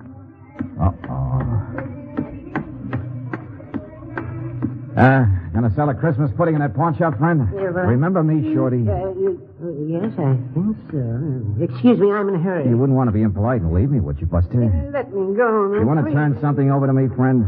Something that you don't want to weigh on your conscience? I don't know what you're talking about. I said wait. Let's get into the store. No. I said move you. Come on now. Well, my goodness. What kind of goings on are these? Oh, it's all right, madam. My friend here had an eggnog too many. I don't have anything now, miss. Please let me go. Hold still while I make sure for myself. Give me that. Oh, no, you don't. Well, no doubt Santa Claus gave you this ring because you've been a good boy all year. What are you going to do with me, mister? We're going to take a walk together. Oh, no, Come on, please. come on. Will you have it back now? You can just let me go, huh? You wanted to go to jail. You're going to get your wish. But they'll throw the book at me for this. I just saw the door open and the ring was on the table. I'm no criminal, mister. Uh-huh. Oh, mister, it's a holiday season. So I see. People still out buying Christmas trees over there. Oh, it can be nice to a fella. I can't go there. I'm sorry. Hey, you, stop!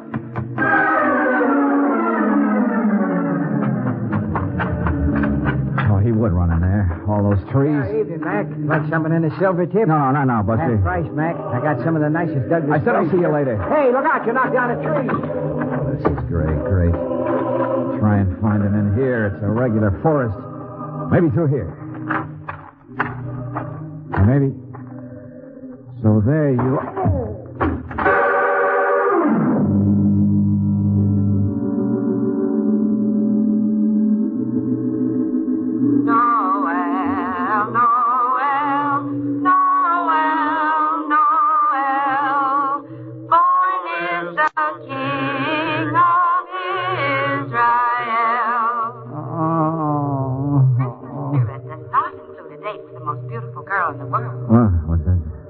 Hey, mister. Mister, please. Please. Can't somebody turn that thing off? Oh, gosh, Mac. I thought you'd never come out of it. Oh, it's you. Yeah, that fella must have been hiding in the trees, and he stole my wrench. Wrench? Yeah, I was fixing my truck when all this started. Had a wrench laying on the top of the cab. Let me sit up. There. Now, wait. Huh? Guess I didn't really expect to find it. What are you talking about? Oh, a charmed circle, a lover's vow, a maiden's dream. Hey, you ought to find yourself a doc right away. Oh, no, thanks. I got to give the police a description of a pudding salesman.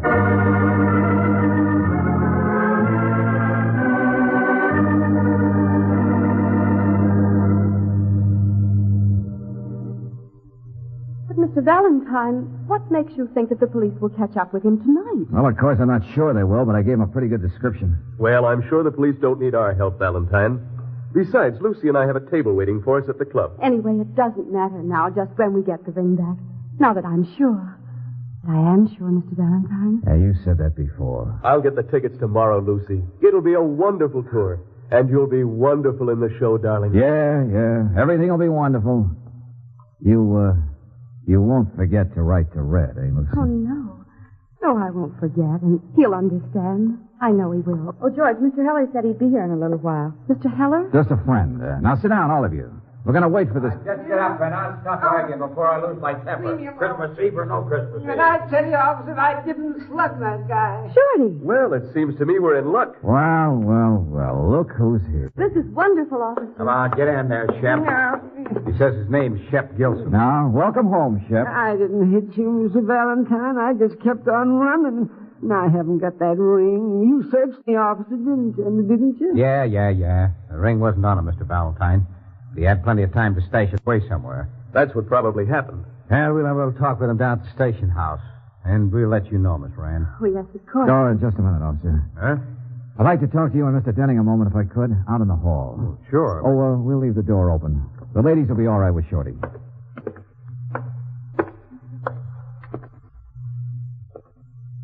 What's on your mind, Valentine? A few things. Yeah? Things like what? Like, would Shep, who's small and kind of puny, really be the one who slugged me? Well, it doesn't take much to swing a heavy wrench. Yeah, but it was lying on top of the cab of that truck. Shep would be too short even to see it up there. I don't understand. And another thing. Shep knew he was facing a long prison term. Now, would he take a chance on knocking me down to get that ring again? It's kind of giving yourself mighty short odds. What are you driving at? The fact that I felt there was something very fishy when you didn't act human, Walter. Human? Yeah, exactly. I mean, when I told you about the ring being stolen. No matter how much in love a guy is, he'd still react normally. Be shocked or angry. Anything except the perfect gentleman with a noble speech. Oh, now look Unless here, there's a reason. Wait a minute, Valentine. You mean... Yeah, you followed me ever since I left Lucy, didn't you, Walter? This may be taking another long shot, but you don't mind if we look through your pockets, do you, handsome? I certainly do, and I'd like to see you... Oh, this is just my night for not taking cares, Buster. Now, wait a minute, Valentine. Wait a minute, or I'll run you in for assault and You battery. keep out of this, will you? Now, Okay, Walter, okay. Shall we play some more? No, let go. Stop that. ring. Yeah. Walter, what's been going on out here? I'm afraid you ladies are in time just for the finish. Are you leaving us, Walter? What? Or do you want to stick around? Well, Valentine... What does he mean? You don't mind if I keep the ring, do you? Just as a souvenir? Well, yes. Yes, of course. Walter, will somebody tell me what this is all about? That's what I want to know. Walter, please. Where are you going? I'm sorry, Lucy. Goodbye. Goodbye, everybody. Walter? Okay, Lucy. Now, look, Mr. Heller is a jeweler, a friend of mine, an expert. I was hoping we'd have this ring to show him. Why would Walter do all that just to get his ring back? Why was he so embarrassed? Why would he... Oh. Get the idea? Phony. That's what it is, isn't it? The ring, talk of engagement. Walter just got caught with his real intentions showing, that's all. Phony diamond, phony proposal, phony character. I was such a fool, Mr. Valentine. Now, you'll be all right. Everything will be all right. Yeah, you ought to call it a swell Christmas present, miss. Yeah, but what about me? What am I going to do with a long rap staring me in the face?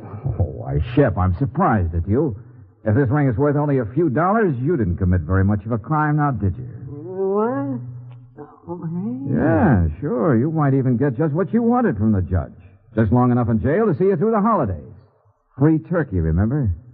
Maybe it's not such a bad Christmas all around.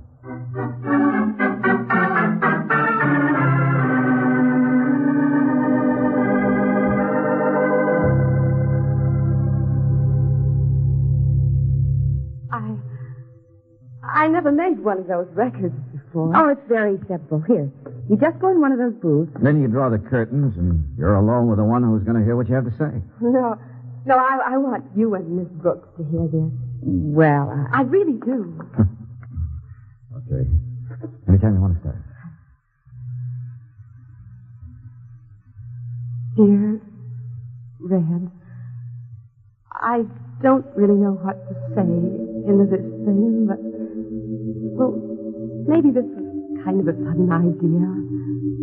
It's almost midnight. Christmas is almost here.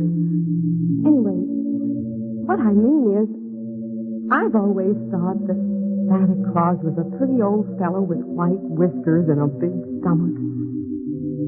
He isn't at all. He's a much younger man, and he has no beard. Tomorrow, Red, I'm going to send you a long letter. Come here, Ringo. Yes, George. There's so much I want to say to you. And here we go again. Back to decorate the tree. Yes, sir. Hey, you know, back in that tree lot, I picked up the one thing we need. See? Mistletoe. Why, George.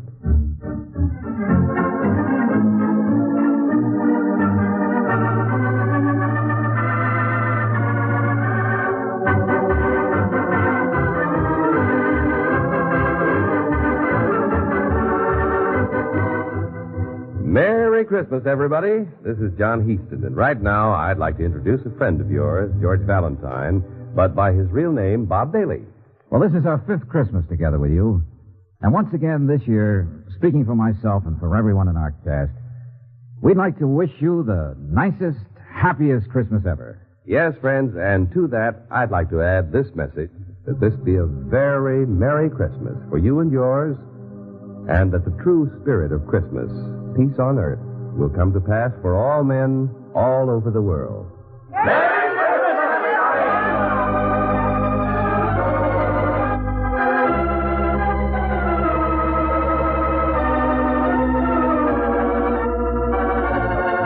This is the United States Armed Forces Radio and Television Service.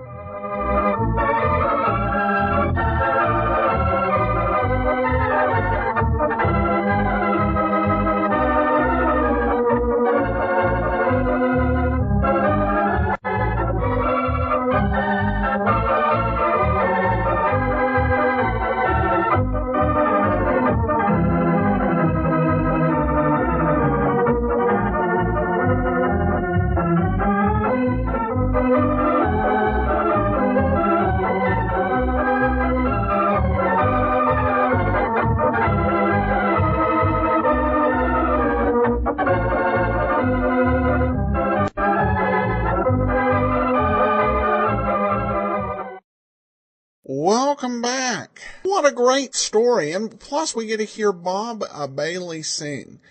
It can be tough to do a really good Christmas story on a mystery show. Now, there are a couple ways you can do it. One, I think, is the Big Little Jesus approach from Dragnet. And then there are also some that either are unmystery-like, or, on the other side, just seem a little too out of step with the feeling of the season, and you kind of wish afterwards that they had just made it a generic episode instead. I think they really struck a good balance with this episode. Clearly there was a mystery to solve, but also kind of a heart-warming plot. Particularly as there were many soldiers deployed at that time. And I thought overall a very classy episode. One of the better Christmas ones we've heard. Of course, next year at Christmas time we'll be listening to a 5-part Johnny Dollar Christmas episode with Bob Bailey. So we've got that to look forward to. Well, that'll do it for today. Join us tomorrow for The Blue Carbuncle on Sherlock Holmes, and we'll be back here on Wednesday with another episode of Let George Do It. Well, today is brought to you by the generous financial support of our listeners. Thanks so much for all your support. Now we turn back the clock a bit to December 26th of 1948, an episode we skipped. It's time for The Adventure of the Blue Carbuncle. This is Cy Harris with an important announcement about Sherlock Holmes. Commencing Monday, January 3rd, and each Monday thereafter, the adventures of Sherlock Holmes will be heard at a new time over most of these mutual stations. Consult your local papers or mutual station for the time of the broadcast.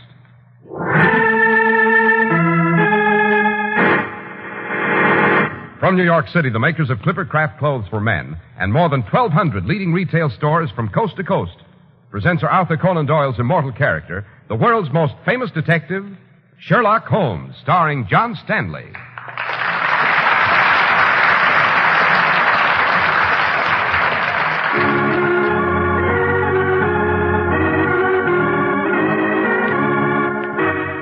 This week's story, The Adventure of the Blue Carbuncle. Just look at that precious stone, Watson. Yes, Holmes. Incredibly beautiful. So pure. So brilliant. Quite. But behind the beauty there is evil, Watson. This carbuncle was found in southern China, and... Why do they call this stone a carbuncle, Holmes? Isn't a carbuncle ruby red? Indeed it is. But this is blue, and the rarity of it has given it a sinister history. For the sake of it, there have been several robberies, an acid throwing, a suicide, and 2 murders.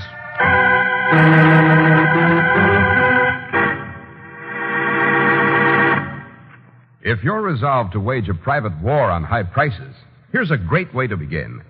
Go to the friendly independent store in your community that sells Clippercraft clothes.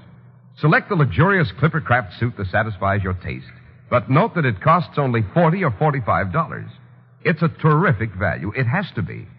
Your Clippercraft dealer is one of the more than 1,200 independent stores from coast to coast who concentrate their huge purchasing power for the greatest possible savings in production and distribution, so that even a rich-looking pure worsted suit with the famous Clippercraft label costs only $45. Yes, the store in your community that sells Clippercraft clothes is your personal purchasing agent, your private value scout. They picked Clippercraft especially to keep you sold, and they're 100% right. You'll find out for yourself when you compare Clippercraft with clothes selling for many dollars more.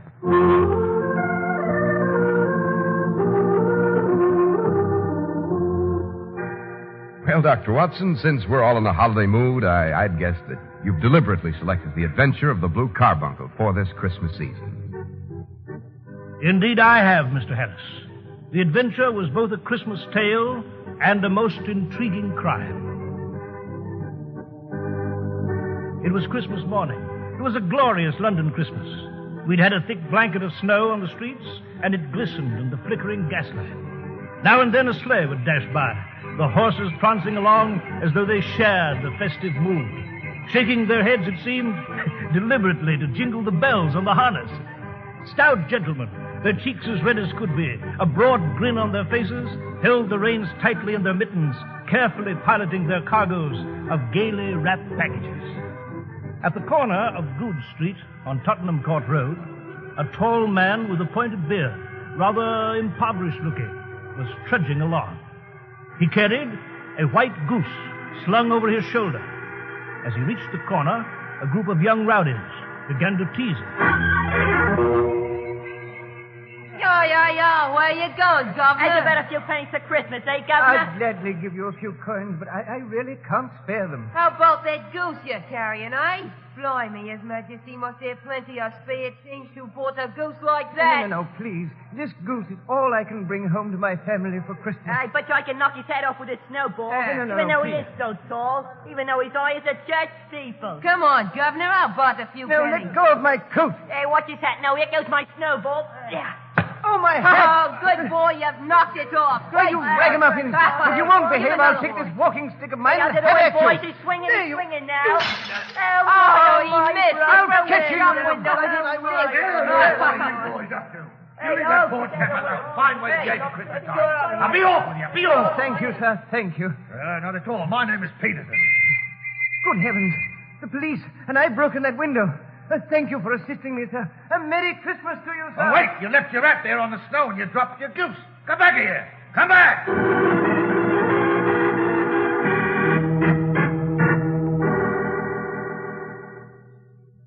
And so, my dear Watson, Peterson was left the victor in the Battle of Tottenham Court Road, with the stranger's battered hat and his Christmas goose. What did he do with the spoils, Holmes? He brought them here to Baker Street, knowing that even the smallest problems are of interest to me. Why didn't he return the hat and the bird to the chap who owned them? My dear fellow, there lies the problem. Peterson does not know the identity of the tall, thin gentleman who vanished into the dark. There wasn't a single clue to the gentleman's identity? By now, Watson, you must have realized that there is never a lack of clues. There's only a lack of the intelligence necessary to find them. Well, the rightful owner of the bird must be found immediately, Holmes. The poor devil's lost his Christmas dinner. Christmas, poppycock. What clues did you find? A small card was tied to the bird's left leg. The card read, "For Mrs. Henry Baker." Upon the lining of the hat, which I have here in my hand, you'll notice the initials H.B. But as there are some thousands of Bakers, it's not easy to restore lost property to any one of them. And where is the Christmas goose? By now, I should say it's fulfilling the ultimate destiny of every plump goose. We were afraid lest it spoil, therefore it's roasting at this moment in front of Peterson's fire. Is there any hope at all of finding this Henry Baker, returning his hat? There's a great deal of hope of finding him. Oh, I'm sorry to burst in about you like this, Mr. Holmes, but the goose, the Christmas goose, sir. I trust the news of the goose justifies the melodrama of your entrance, Peterson. Oh, Mr. Holmes, What of the goose? Has it returned to life and flapped off through your kitchen window? Look, Mr. Holmes, my wife found this in its crop. Is that a diamond? Well, yes, Dr. Watson, it must be. It cuts into glass as though it were putty. When you opened the goose, you found this precious stone inside of it? This is more than a precious stone, Watson. This is the precious stone. This is the Countess of Morcar's blue carbuncle. Is it really, Holmes? Precisely. I ought to know its size and shape, seeing that I've read the advertisement about it in the Times every day. This blue carbuncle is unique. The reward of £1,000 for its return is certainly not a 20th part of its market price. Reward of £1,000? Yes. You mind if I sit down? Well, didn't I read in the newspaper that it was lost at the Hotel Cosmopolitan home? You did, Watson. On December the 22nd, John Horner, a plumber, was accused of having stolen it from the Countess's apartment. The evidence against him was very strong.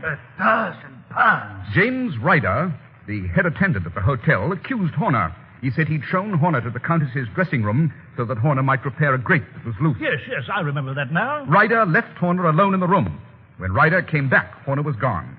The bureau had been forced open, and the box where the jewel was kept lay empty. Yes, I see. There was a maid involved, too, a Catherine Cusack.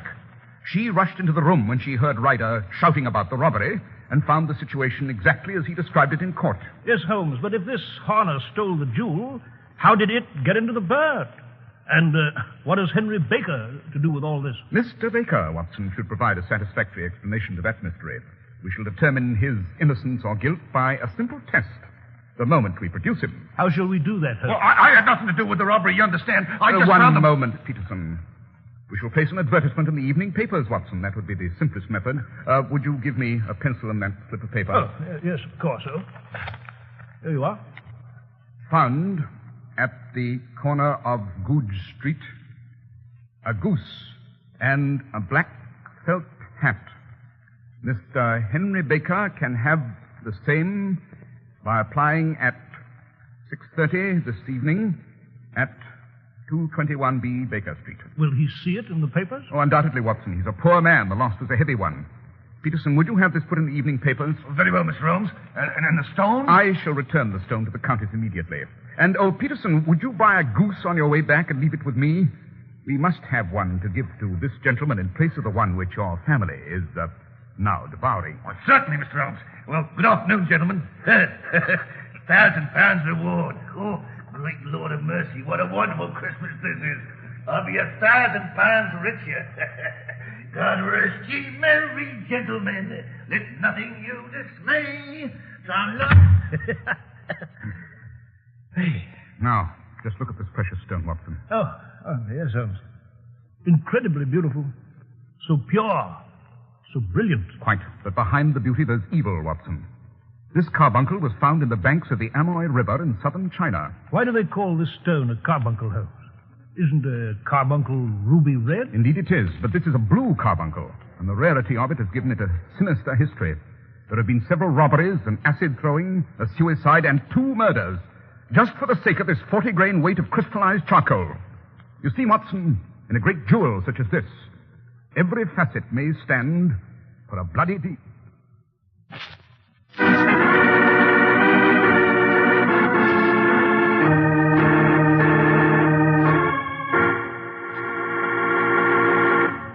If you were shopping for the finest silver, you would naturally look for the sterling mark. Similarly, you want assurance of quality and value when you shop for clothes. When you buy Clippercraft, you get double assurance. The name of the store plus the Clippercraft label. Now, that's your proof that you're getting one of America's greatest values. You see, the Clippercraft label is the symbol of a remarkable plan that concentrates the immense purchasing power of more than 1,200 fine independent stores from coast to coast. The savings on production and distribution go straight into your pocket. Now, that's why your truly expensive-looking Clippercraft topcoat or overcoat is only $40 to $47.50. And that's why millions of men cheer the incredibly modest prices of Clippercraft's new zipper-lining topcoats. That's why men who know insist on Clippercraft clothes bearing the Clippercraft label. So be sure to visit the Clippercraft store in your city. And remember, that's one of the more than 1,200 leading retail stores across the nation where courtesy and friendly service are always yours. The store that is proud to add its fine name to that of Clippercraft clothes in the label of your suit, topcoat, and overcoat. And remember also, not every pattern is always available in your size, but keep trying. It will pay you to wait for Clippercraft clothes bearing the Clippercraft label.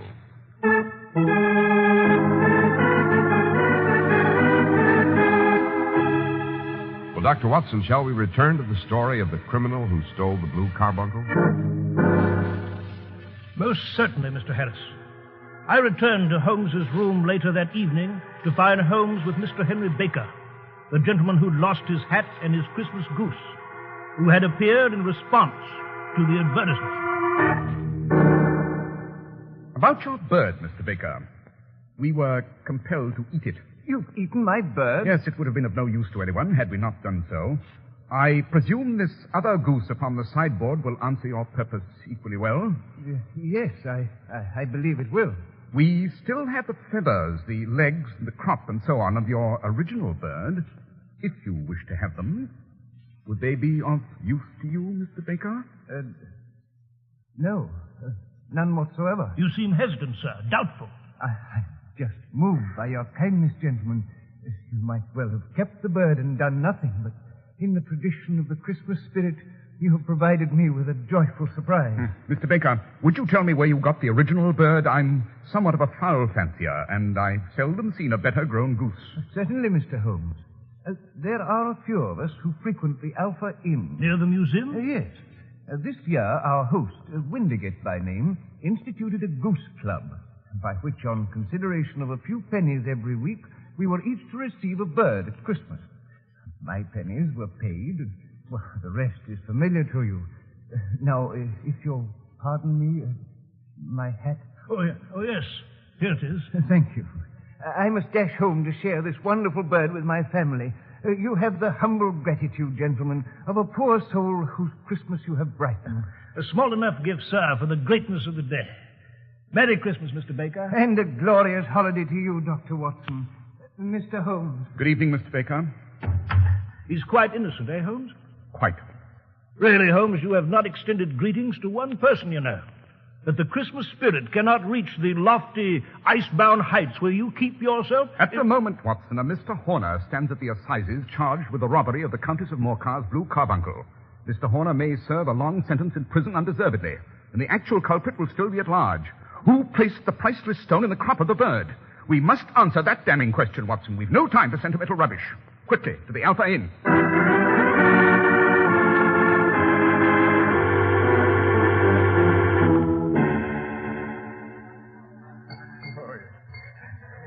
Oh, there's the landlord of this inn at the bar, Holmes. A red-faced chap in the white apron. Name's Windigate. Mr. Windigate. Well, what'll it be? 2 glasses of beer, please. 2 glasses of beer it is. Your beer should be excellent, if it's as good as your geese. My geese? Yes, I was speaking only half an hour ago to Mr. Henry Baker, who's a member of your goose club. Oh, but them's not our geese. Indeed?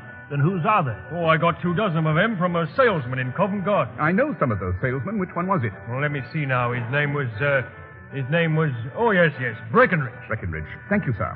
Come, Watson. Yes, right you are. Oh, wait, you haven't drunk up. Your payment, Mr. Windigate. We've more urgent matters at hand. Not even time for a toast to the jolliest holiday of them all? No nonsense. Well, good night, Ebenezer Scrooge. Ill-advised humor is the eternal earmark of third-rate minds. Good night, sir. By Jove, Holmes, even old Windigate's caught the spirit of the day. I must say, Holmes, for you to regard this beautiful legend of St. Nicholas, and the one day we may all walk this earth with a carefree and childish heart, to regard it as sentimental rubbish, it's inexcusable, Holmes. To my mind, Watson, there's but one inexcusable act: the failure of the human mind to solve a problem, especially a problem in crime. You must fetch a cab and race to Covent Garden Market. This salesman, this Breckenridge, he holds the solution to the riddle of the stolen jewel.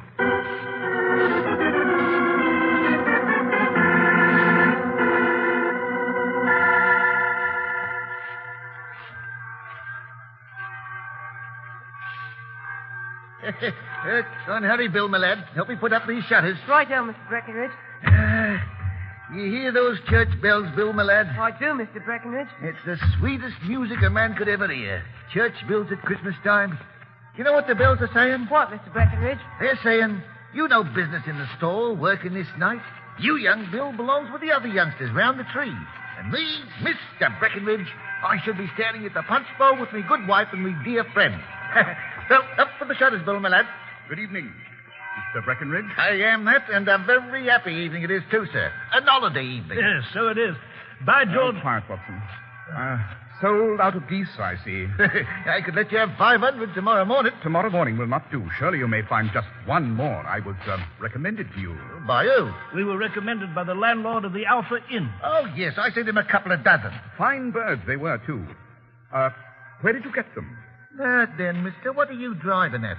Let's have it straight now. It's straight enough. Well, we should like to know who sold you the geese which you supplied to the Alpha Inn. Well, I shan't tell you. It's a matter of no importance, but I don't understand why you should be so disturbed over such a trifle. Trifle, is it? You'd be angry if we were as pestered as I am. When I pay good money for a good article, that should be the end of the business. But it's where are the geese? And who did you sell the geese to? And what do you take for the geese? Never in all my years at this stall have I heard such a fuss. Well, I have no connection with any other people who've been making inquiries. But I'm always ready to back my opinion on a matter of fowls. Meaning just what? Meaning that I have a fiver on it that the bird I ate is country bred. Why do you say that, Holmes? You've lost your fiver. It's town bred. Nothing of the kind. I say it is. And I don't believe it. You think you know more about fowls than I, who've handled them ever since I was a nipper? I'll have a sovereign on it with you, just to teach you not to be obstinate. Bring me the books, young Bill. Oh, I've got them. They're up on this shelf. Here's the big ledger. Fine, lad, fine. Now then, Mr. Cockskewer, if you'll step over here to the lamp. Very well. And lick me thumb, and I'll find the page. I need them spectacles. There we are. Look at that third name. Just read it out to me. Mrs. Oakshott, 117 Brixton Road, Egg and Poultry Supplier. Read the last entry. December the 22nd, 24 geese at 7 shillings and sixpence. Quite so. And what's it say underneath? Sold to Mr. Windigate of the Alpha at 12 shillings. What are you to say now? You owe him a sovereign, Holmes. And it is. You won, Mr. Breckenridge. You won. So I did, Bill Millette, and you may have the sovereign see that it's Christmas time. Oh, thank you, sir. Come, Watson, the air about this store becomes sickeningly sweet. I'm with you, Holmes. Well, evening, Mr. Breckenridge. And a Merry Christmas. A Merry Christmas to you, sir. Walk down the street a bit with me, Watson. You can confer privately about our next step. I should say it's Brixton Road, Holmes. This Mrs. Oakshott who raises the geese must know how the blue carbuncle came to be in the bird's crop. Undoubtedly. Now that I've duped Breckenridge by means of that wager into telling me the woman's name. Enough of you and your geese. I'll take you to the devil. It's the salesman, Breckenridge. Who's the little fellow he's arguing with?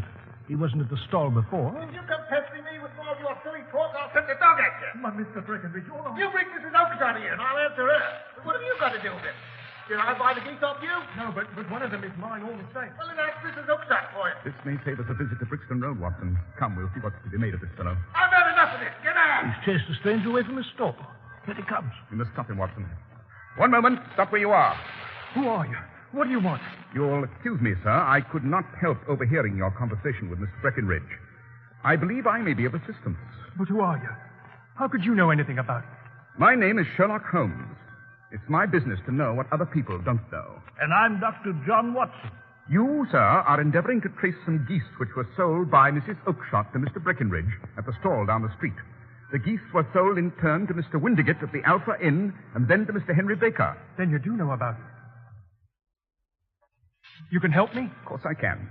Your name, sir? My name is John Robinson. No, the real name. It's always awkward doing business with an alias. Well, my real name is James Ryder. Precisely so. You are head attendant at the Hotel Cosmopolitan, where the Countess's precious jewelry disappeared.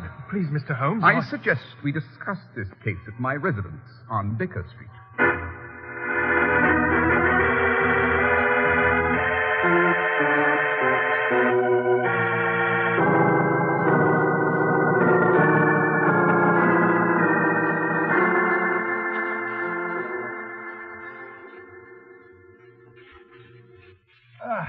This is more like it.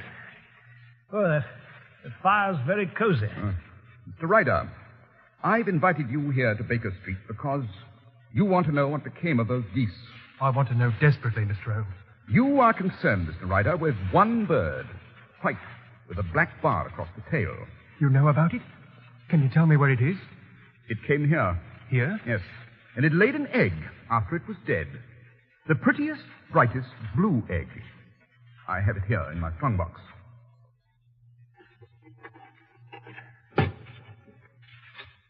There it is. The Countess of Morcar's blue carbuncle. Oh, I'd like to explain. Grab him, Watson. He seems faint. I'll help him into this chair. There we are. Not a very sturdy or convincing criminal, are you, Mr. Ryder? You've heard, of course, of this blue stone? It was Catherine Cusack who told me about it. Yes, I see. Her ladyship's maid.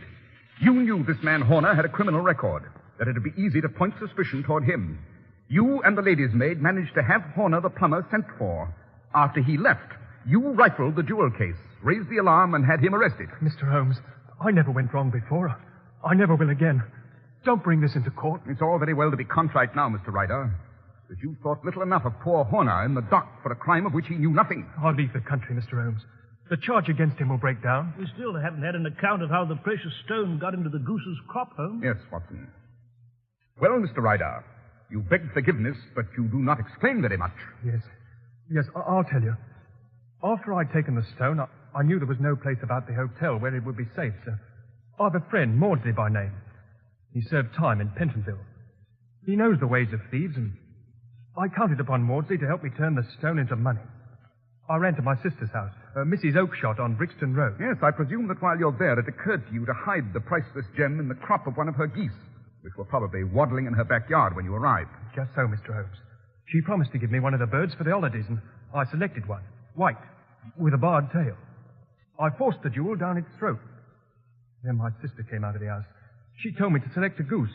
Well, there was great numbers of them in the yard, and I pointed to what I thought was the proper bird, white with a barred tail. I carried the goose to Maudsley. And when you opened its crop, you suddenly realized There was more than one goose that was white with a barred tail. I was frantic, Mr. Holmes. I discovered the goose had been sold to Breckenridge at Covent Garden. I ran to his stall. That's where you found me. Now I'm a branded thief. Miserable creature, Holmes. I yielded to a moment's temptation. Don't turn me into Scotland Yard. I'll do whatever you ask. I'll make amends somehow. You know, Holmes, if Ryder here doesn't appear in court, the case against Horner will collapse. That's fair enough, isn't it, Holmes? Send Ryder to jail now, and you may make him a jailbird for life. You may be commuting a felony, but you'll save this man's soul. Must you turn him over to the yard? Well, Holmes? What do you say, Mr. Holmes? What do you say? Get out, Mr. Ryder. What? No more words. Get out. Oh, God bless you, sir. God bless you. You've astonished me, Holmes. Well, Watson, this is the season of forgiveness, isn't it? Yes, of course it is, but, you know, I thought you'd quite forgotten that, Holmes. I thought you'd no use at all for Christmas. I thought landlord Windigate was quite right in calling you Ebenezer Scrooge. Even old Scrooge had a change of heart, didn't he? Yes, so he did, Holmes, so he did. Well, shall we drink to it? Shall we drink to John Ryder, landlord Windigate, Breckenridge the shopkeeper, and little Bill? To them, and with all my heart, to you, Holmes. Merry Christmas. I join you in the toast, my dear Watson. A very Merry Christmas indeed.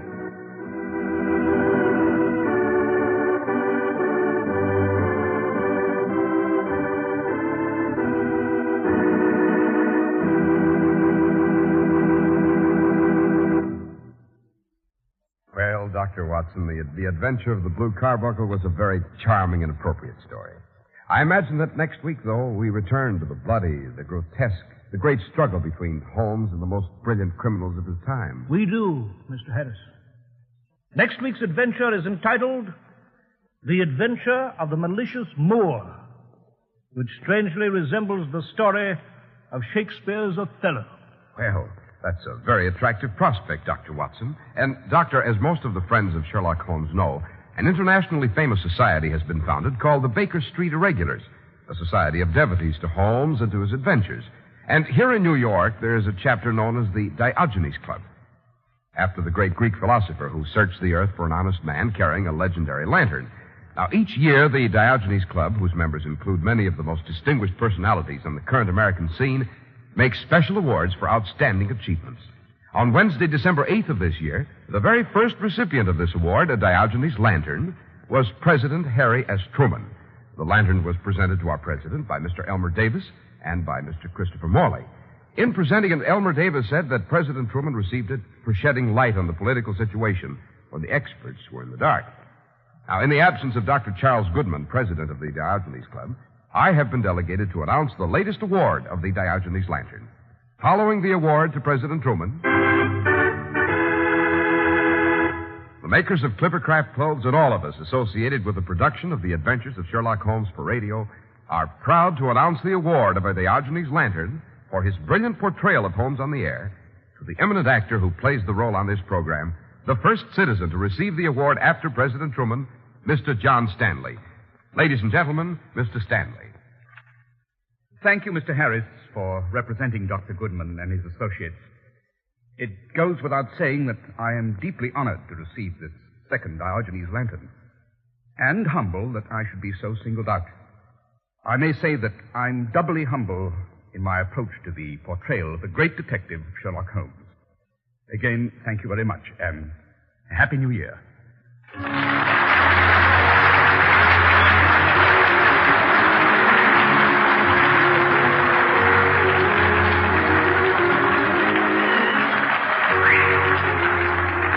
The makers of Clippercraft clothes and more than 1,200 stores from coast to coast have brought you another in the new series of broadcasts featuring the world's most famous detective, Sherlock Holmes.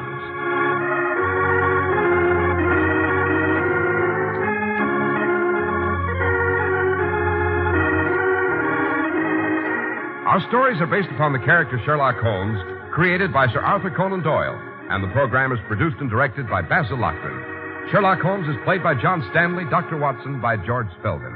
This week's story was written by Howard Merrill with special music by Albert Berman.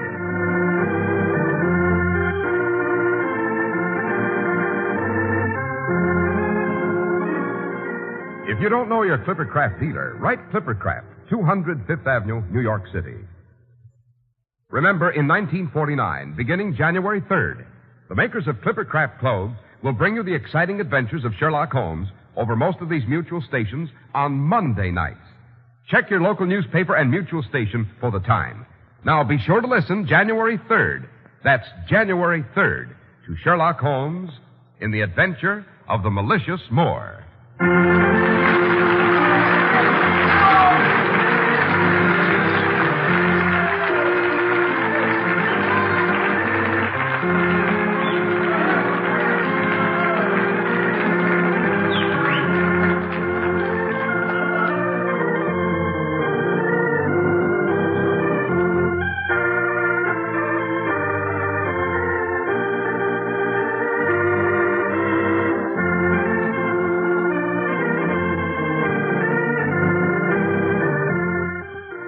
Harris speaking for Clippercraft Clothes and wishing all of you a Happy New Year.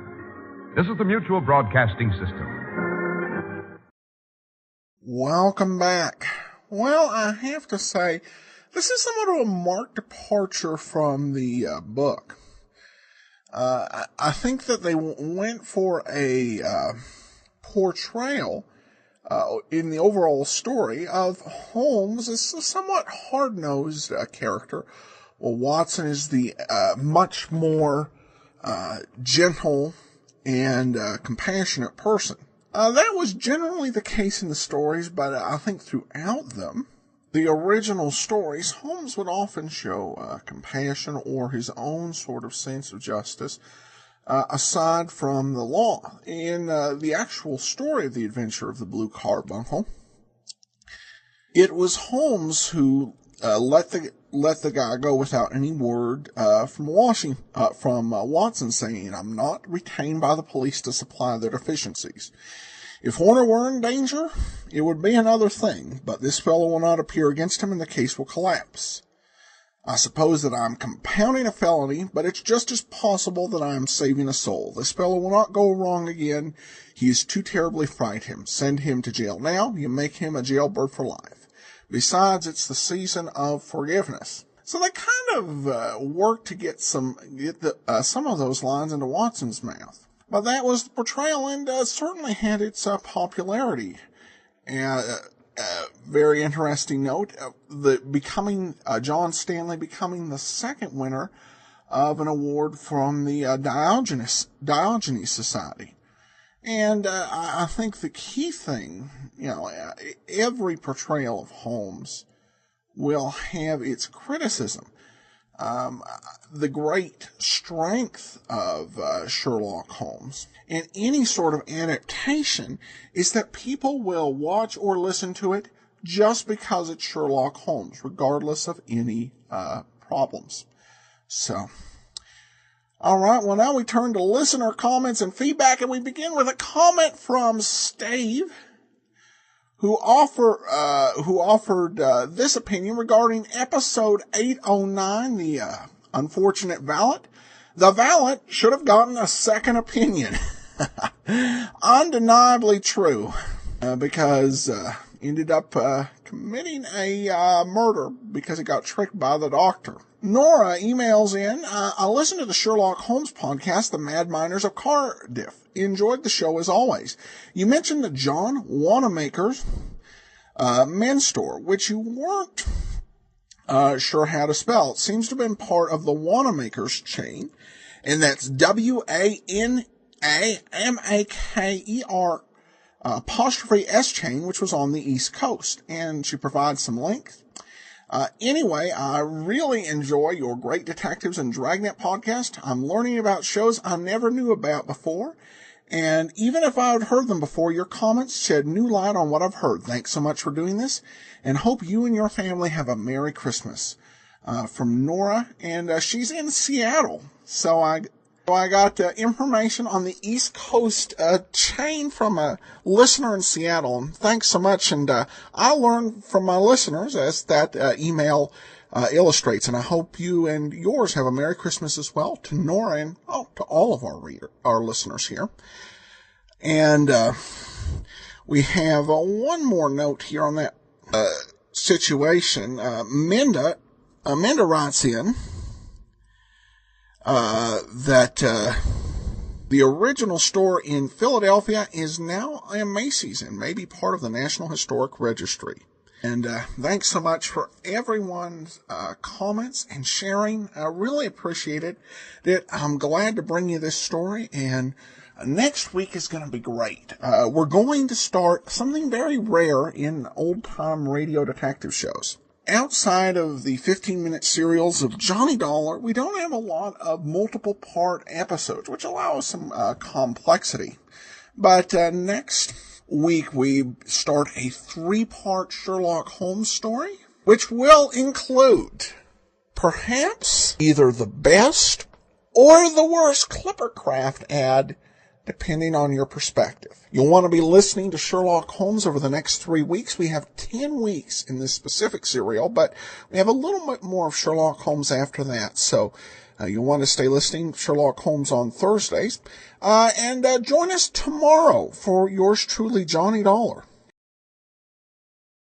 Well, today's episode is brought to you by listener Richard White. Richard has written a fantasy novel entitled Inherited Magic. It's available at smashwords.com. The normal price is $5.99. However, if you use coupon code MY22K, you can download the ebook for $2.50. That coupon code again is MY22K. K as in kite, and that's available at smashwords.com. Now it's time for today's episode of yours truly, Johnny Dollar, the Magnolia and Honeysuckle matter. For your listening enjoyment, John Lund as Johnny Dollar. Bill Randall, Johnny, and are you ever a lucky stiff? Well, coming from you, I have my doubts. How can you say that, man? Getting away from all this rain and cold, basking amidst the sweet-scented blooms of magnolia and honeysuckle? Uh-huh. Where is this springtime paradise? Carlton, South Carolina. And what caught fire down there? The Ambrose Cooper Paper Company, Johnny, burned halfway down to the ground last night. Second fire there in 2 years. Cost one of their secretaries their life and could cost us around $100,000. Well, you can afford it, even if she couldn't. Not if it's arson, we can't. Well, maybe the mint juleps are in bloom down there, too.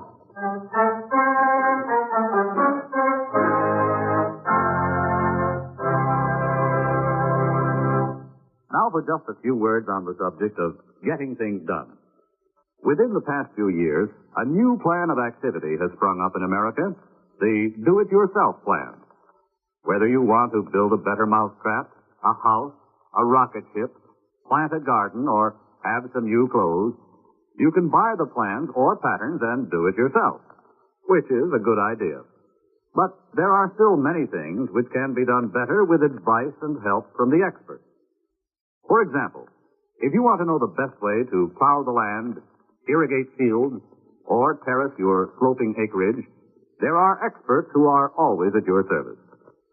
The engineers who are employed by the Department of Agriculture.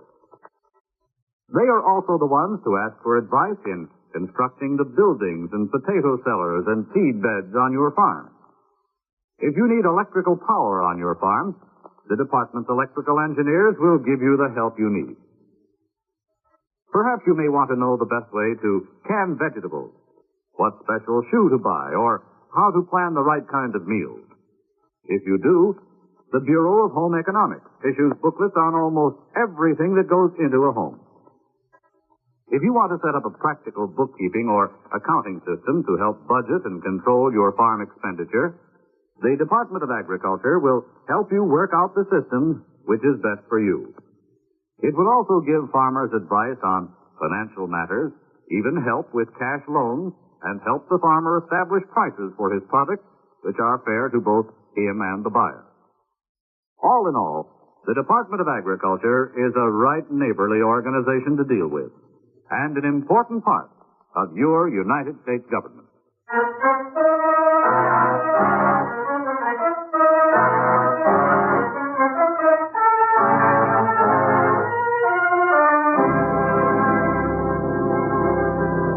Expense account submitted by Special Investigator Johnny Dollar to Home Office, Eastern Fire and Casualty Company, Hartford, Connecticut. The following is an accounting of expenditures during my investigation of the Magnolia and Honeysuckle matter. Expense account item 1, $53.40. Airfare and incidentals between Hartford and Charleston, where I checked into the Colonial Hotel. Expense account item 2, $50 rental of a cream-colored convertible, which I drove down to police headquarters. Lieutenant Hervey of their arson division was working at the scene of the fire, so I went over to see how he was making out. Only been a couple of hours since it cooled down enough to dig into Dollar, but you sure didn't make the trip down here for nothing. You figure it was torched? No question about it. Come on over here. Yeah, sure. This is where the offices was. The plant itself was back over there. Damage isn't too bad back there, but she sure got hotted up in a hurry out front here. Mm-hmm. Looks like this was a private office of some kind. It was. Norman Cooper. The insurance policy shows that Mrs. Alice Cooper is sole owner of the outfit. That's right. Norman's her son. There's another Cooper who works for the outfit, too. Robert. Younger brother of old Ambrose Cooper, who died about a year ago. In that other fire? Yeah. But here's what I want to show you. Take a look at that floor. Uh-huh. Deep charring, flaring out from the center. Yeah. Probably some highly inflammable liquid, kerosene, gasoline, something like that. Amateur job, too. No professional bug would leave a trail that plainly marked. Who turned in the alarm? Night watchman. He was at the far end of the plant making his rounds when it broke out. By the time he got here, there wasn't anything for him to do but pull the bar. Was clocked in at 4:17 a.m. Where's he now? Over at General Hospital, getting some burns doctored up. He got him trying to pull the girl out. What about that girl? Name's Felicia Farrell. Norman Cooper's secretary. She was lying on the floor right over there. The fire killer? They're posting her now. Coroner to let us know in a couple of hours. Well, it doesn't make much sense, does it, Lieutenant? Not so far. An amateur torch job. The Farrell girl being down here at 4 in the morning, Norman Cooper might be able to clear it up for us, though. Yeah? How's that? He took the Farrell girl out last night. Oh, what's he got to say about it? We don't know. Haven't been able to find him since.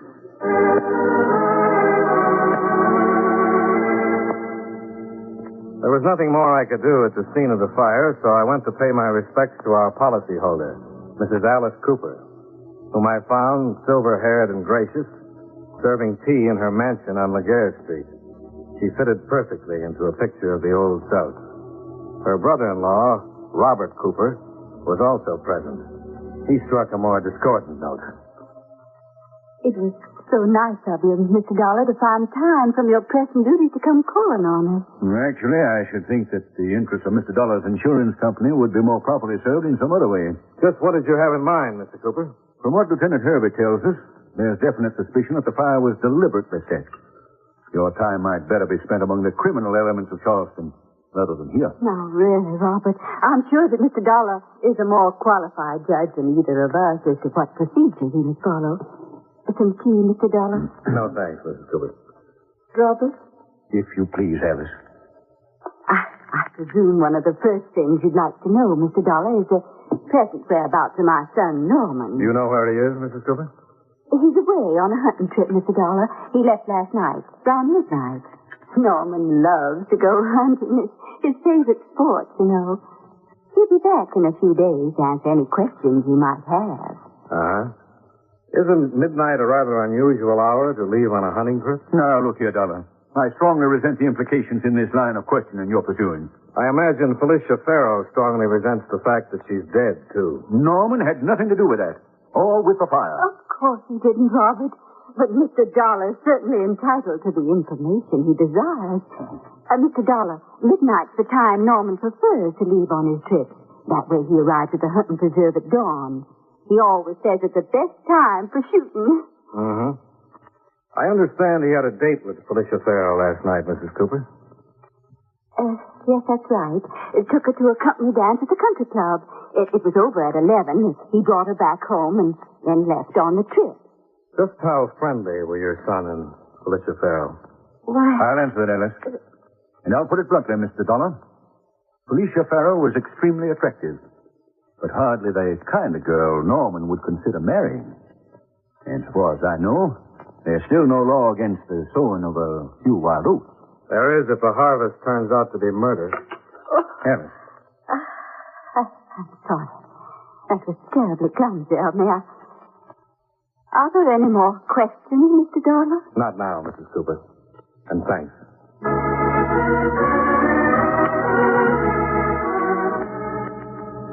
Back at the paper factory, I learned that Lieutenant Hervey had returned to police headquarters.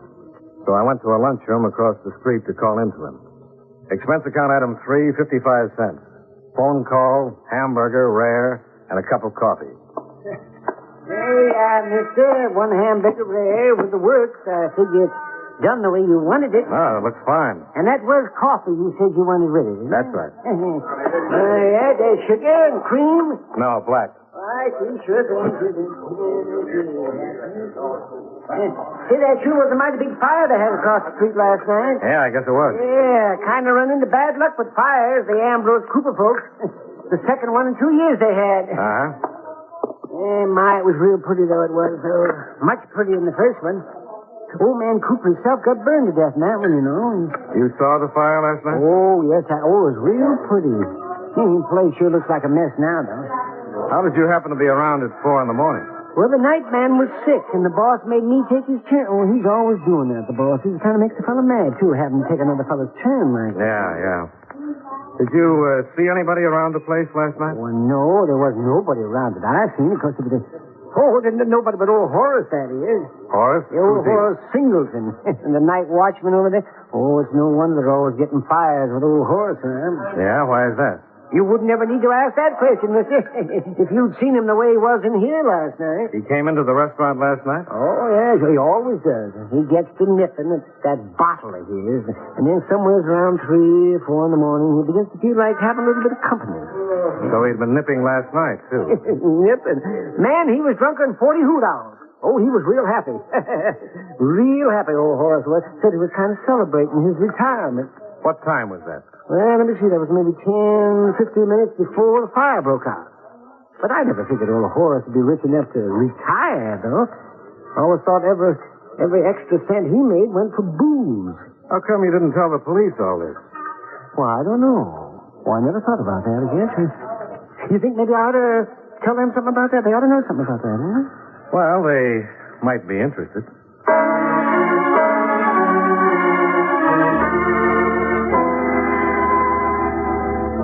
I relayed the information to Lieutenant Hervey at headquarters, and he checked with General Hospital.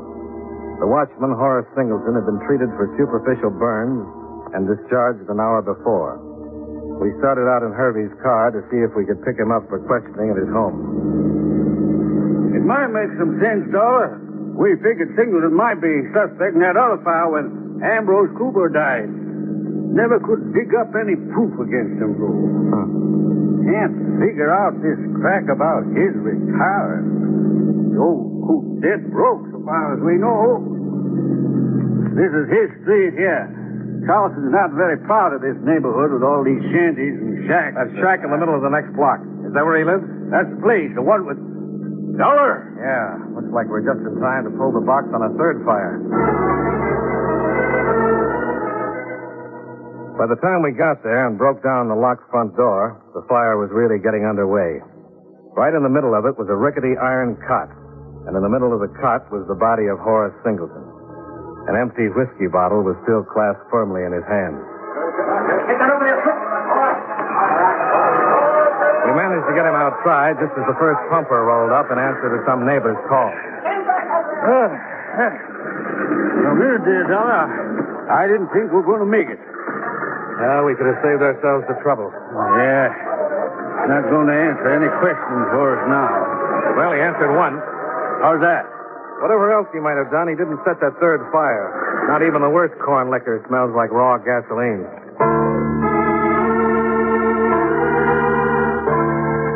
We waited around just long enough for the coroner's man to come out and pick up Horace Singleton's body, and then went back to headquarters.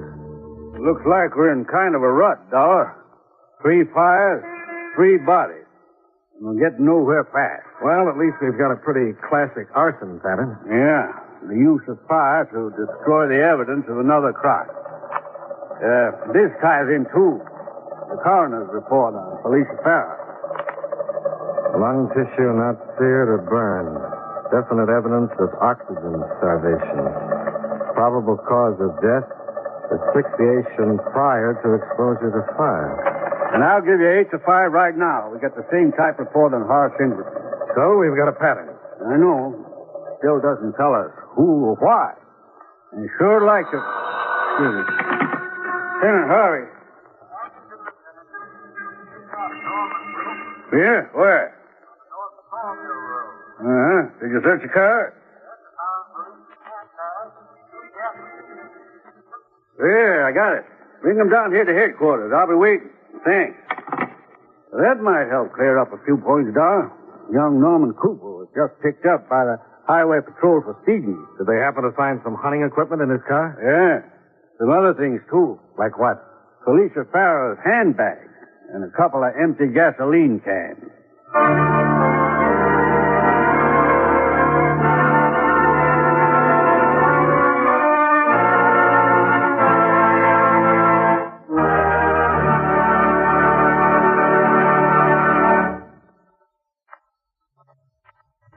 You know, many great men have attained the highest office in our land, the presidency of the United States. Can you guess the name of this man? He has been called a lawyer by profession, a fighter by choice, and a politician by force of circumstance. And he was outstanding in all 3 fields. In 1788, at the age of 21, he was appointed public prosecutor for the region which is now Tennessee. As president, he was the first to introduce the National Convention for the nomination of presidential candidates. During his campaign for the presidency, his opponents attempted to smear him by an unwarranted attack on his wife, Rachel, who never recovered from the ordeal and died just before her husband's inauguration. If you don't have his name by now, here's one more clue. During the Battle of New Orleans, as Major General of the Army, he accepted the help of the pirate Jean Lafitte. Who was he? Andrew Jackson, 7th President of the United States. His life is part of your American heritage.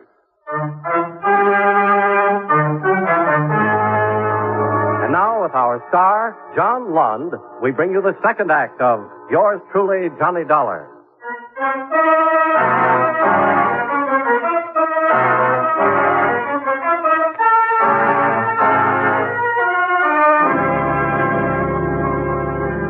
It took about 45 minutes for the Highway Patrol to bring Norman Cooper down to headquarters. When we sat down with him in Lieutenant Hervey's office to talk things over, he didn't seem too upset at the prospect. I caught the news on the radio up in Marlborough County, turned right around, head back home. That's why I was speeding. You sure that's all you know about it, Mr. Cooper? Of course it is, Lieutenant. How could I know anything else? You had a date with the Felicia Farrow last night. What time did you bring her home? Why, somewhere around 11:30, 11:45. Must have been around there. I was ready to shove off for my trip at midnight. Anybody see you bring her home? Why, no, not that I know of. I just dropped her off at her apartment and drove on home. No, I don't think any... Say, what is this? Are you trying to accuse me of having something to do with that fire and Felicia Farrow dying? We're just trying to get some information, Mr. Cooper. Well, I don't like the way you're going about it, Lieutenant, holding me down here, questioning me this way. I think I've got an explanation coming. Maybe you'd better explain how come Felicia's handbag was found in your car. She left it there. Forgot it when she got out. Did she forget those empty gasoline cans, too? Gasoline cans? What do they got to do with this? Mind telling us what they were doing in your car, Mr. Cooper? No, I always carry extra gas along with me in case I run out on the road. That's what happened this time. Look, you're just trying to build up a great big thing out of nothing. Why should I want to kill Felicia? Well, I hardly knew the girl. She worked as your secretary. You took her out dancing last night. Sure I did, to a company dance. It was the only date we ever had. The only reason I took her was the girl I usually go with stood me up. Who's that, Miss Cooper? Well, her name's Marianne James. Lives at 611 Crescent Drive. She's the girl I've been going with. She can back up what I'm telling you. We'll check with her. How come you thought I was Felicia's boyfriend anyhow? Didn't the fellow was really taking her out square you away on there? Who are you talking about, Cooper? Well, the man my mother's going to marry. My uncle, Robert Cooper.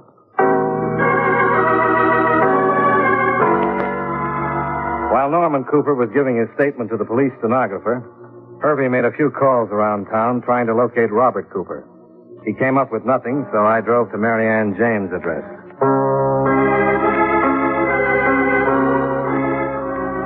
Nobody was home at 611 Crescent Drive, but a gossipy neighbor informed me that Marianne James worked as a hostess and guide at the Botanical Gardens, 15 miles north of town on U.S. Highway 52.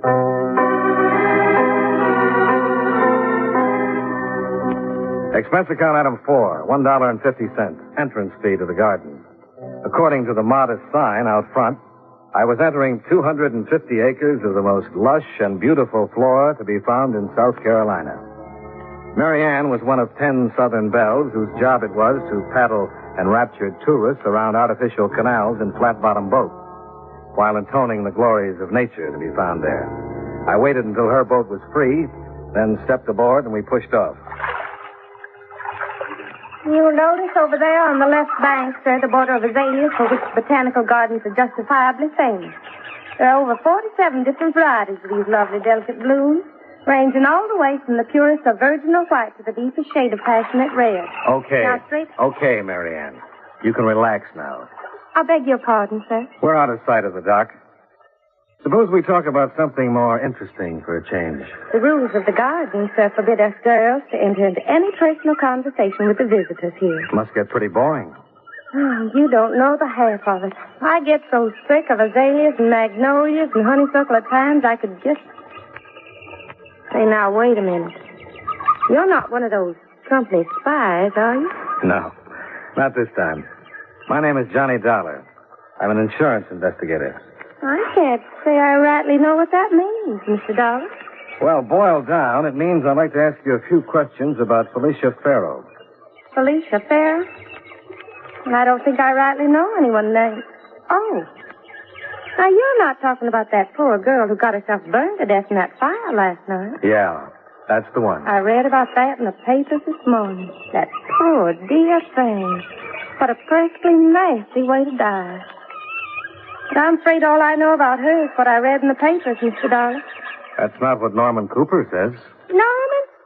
Did he say I knew anything about Felicia Farrow? That was my general impression, yes. He's just a darling old thing, Norman is, but he sometimes gets the craziest ideas. A poor girl like me working out here hardly gets a chance to meet anyone. Oh, is that so? To say it is. After all, a girl needs clothes to go out and meet people, you know. And you can't possibly imagine what perfectly miserable salaries they pay us here. Yeah, I think I can.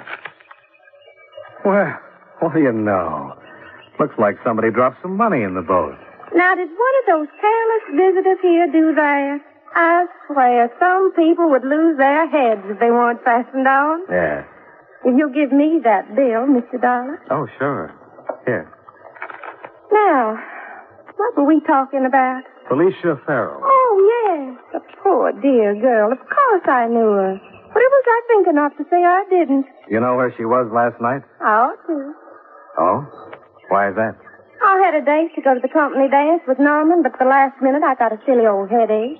I didn't want to spoil Norman's fun, so I asked Felicia to go with him instead. Has she ever gone out with him before? With Norman?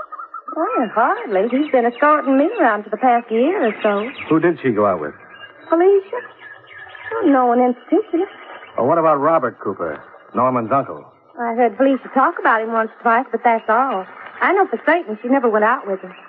Well, Norman said she'd been going out regularly with his uncle. He did? That's right. You know, that's very embarrassing, Mr. Dollar. Oh? Why? Well, Norman's such a darling old thing. I sure hate to get him into any trouble. But it stands to reason that one of us is lying. And I sure know what it means.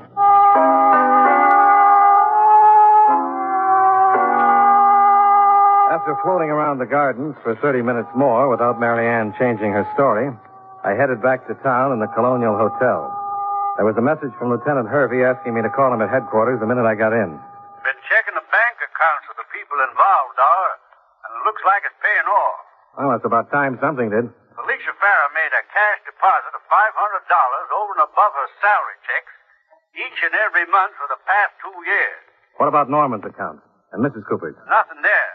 But Robert Cooper's account shows a correspondent cash withdrawal of $500 2 to 4 days before each of Felicia's deposits. Have you picked them up yet? No, but we will.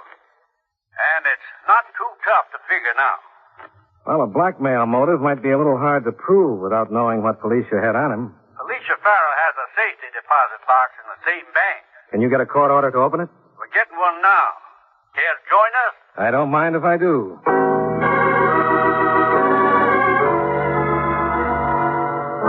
We found that the safety deposit box was held jointly by Felicia and Mary Ann James. The vault records showed that Mary Ann had been in to open the box earlier that same day. And the box contained a marriage license, issued a year before to Felicia Farrell and Robert Cooper. You can't ask for a better blackmail motive, Doc. Robert wanted to marry Mrs. Alice Cooper while he's already secretly married to Felicia. She really had him over a barrel. No wonder he killed her. Yeah. The death of the watchman makes sense now, too. Sure, he must have stumbled into it while Robert was killing her. And figured he could do a little blackmailing, too. Well, it looks like 2 down and 1 to go. What? Somebody else could have the same idea. Mary Ann James? The license isn't proof of marriage, but a certificate would be. And she was into this box for something today. If she figures on trying the same thing, Dollar, and Robert Cooper follows the same pattern... That's just what I was thinking. A phone call to the Botanical Gardens brought no answer. It was after 5:30 and the place was obviously closed. There was only one place left to go. 611 Crescent Drive. Oh, hello, Lieutenant. Mr. Dollar? What are you doing here, Norman? Well, I'm waiting for Mary Ann to get home. You see, You mind if we come in? Why, no, not at all. Thanks. Miss James hasn't come home yet? No. I've been expecting her. She's usually home about this time. We had a date, but she phoned and said she'd be a little late. Did she say why? Yeah, she said she had to meet someone at the gardens after closing time. Some kind of a business deal or something. Why, did you want to see her about something important? You could call it that. We covered the 15 miles out to the Botanical Gardens in something like 11 minutes flat. The place was dark and deserted looking except for 2 cars in the parking lot. The hood of one of the cars was still warm, and it was registered to Robert Cooper. He's in there with her, Dollar. No question about it. Where? I don't know. But with 250 acres to cover, we better get started. We split up and headed into a night-blackened mass of tropical foliage. There didn't seem to be a prayer of finding anyone in there, but I figured that 47 different varieties of azaleas was as good a place to start as any. But it didn't look as if I was right. Cooper! Cooper! Where is he, Dollar? Can you see him? In that clump of magnolias. Get away from here! Get out! Dollar! I don't know. Cooper! Throw your gun out, Cooper. All right. All right. Here's the gun. All right. Yeah. I threw my gun down, Dollar. I threw it down. I see it. What about the girl, Dollar? She seems all right. Passed out with shock. She shouldn't have tried it. Blackmailing me. Refusing to let me go. Wasn't my fault. Nothing else I could do. There's no crime worse than blackmail. Felicia Farrow could think of one.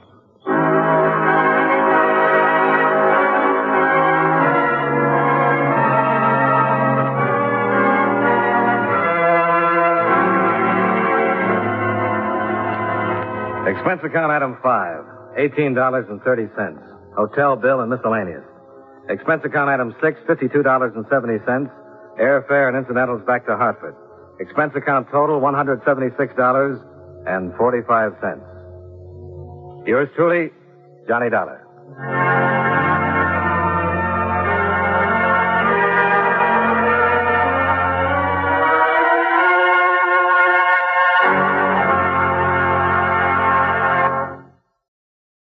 Welcome back.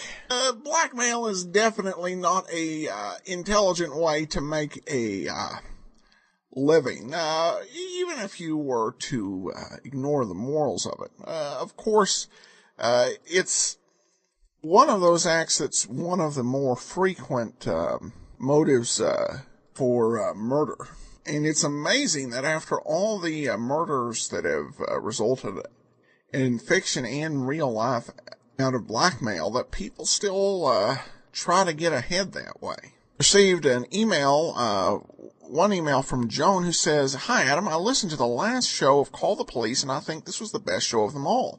It held me spellbound to my computer, listening to see what was going to happen next. I'm saddened that it is the last one you have, as I will miss it very much.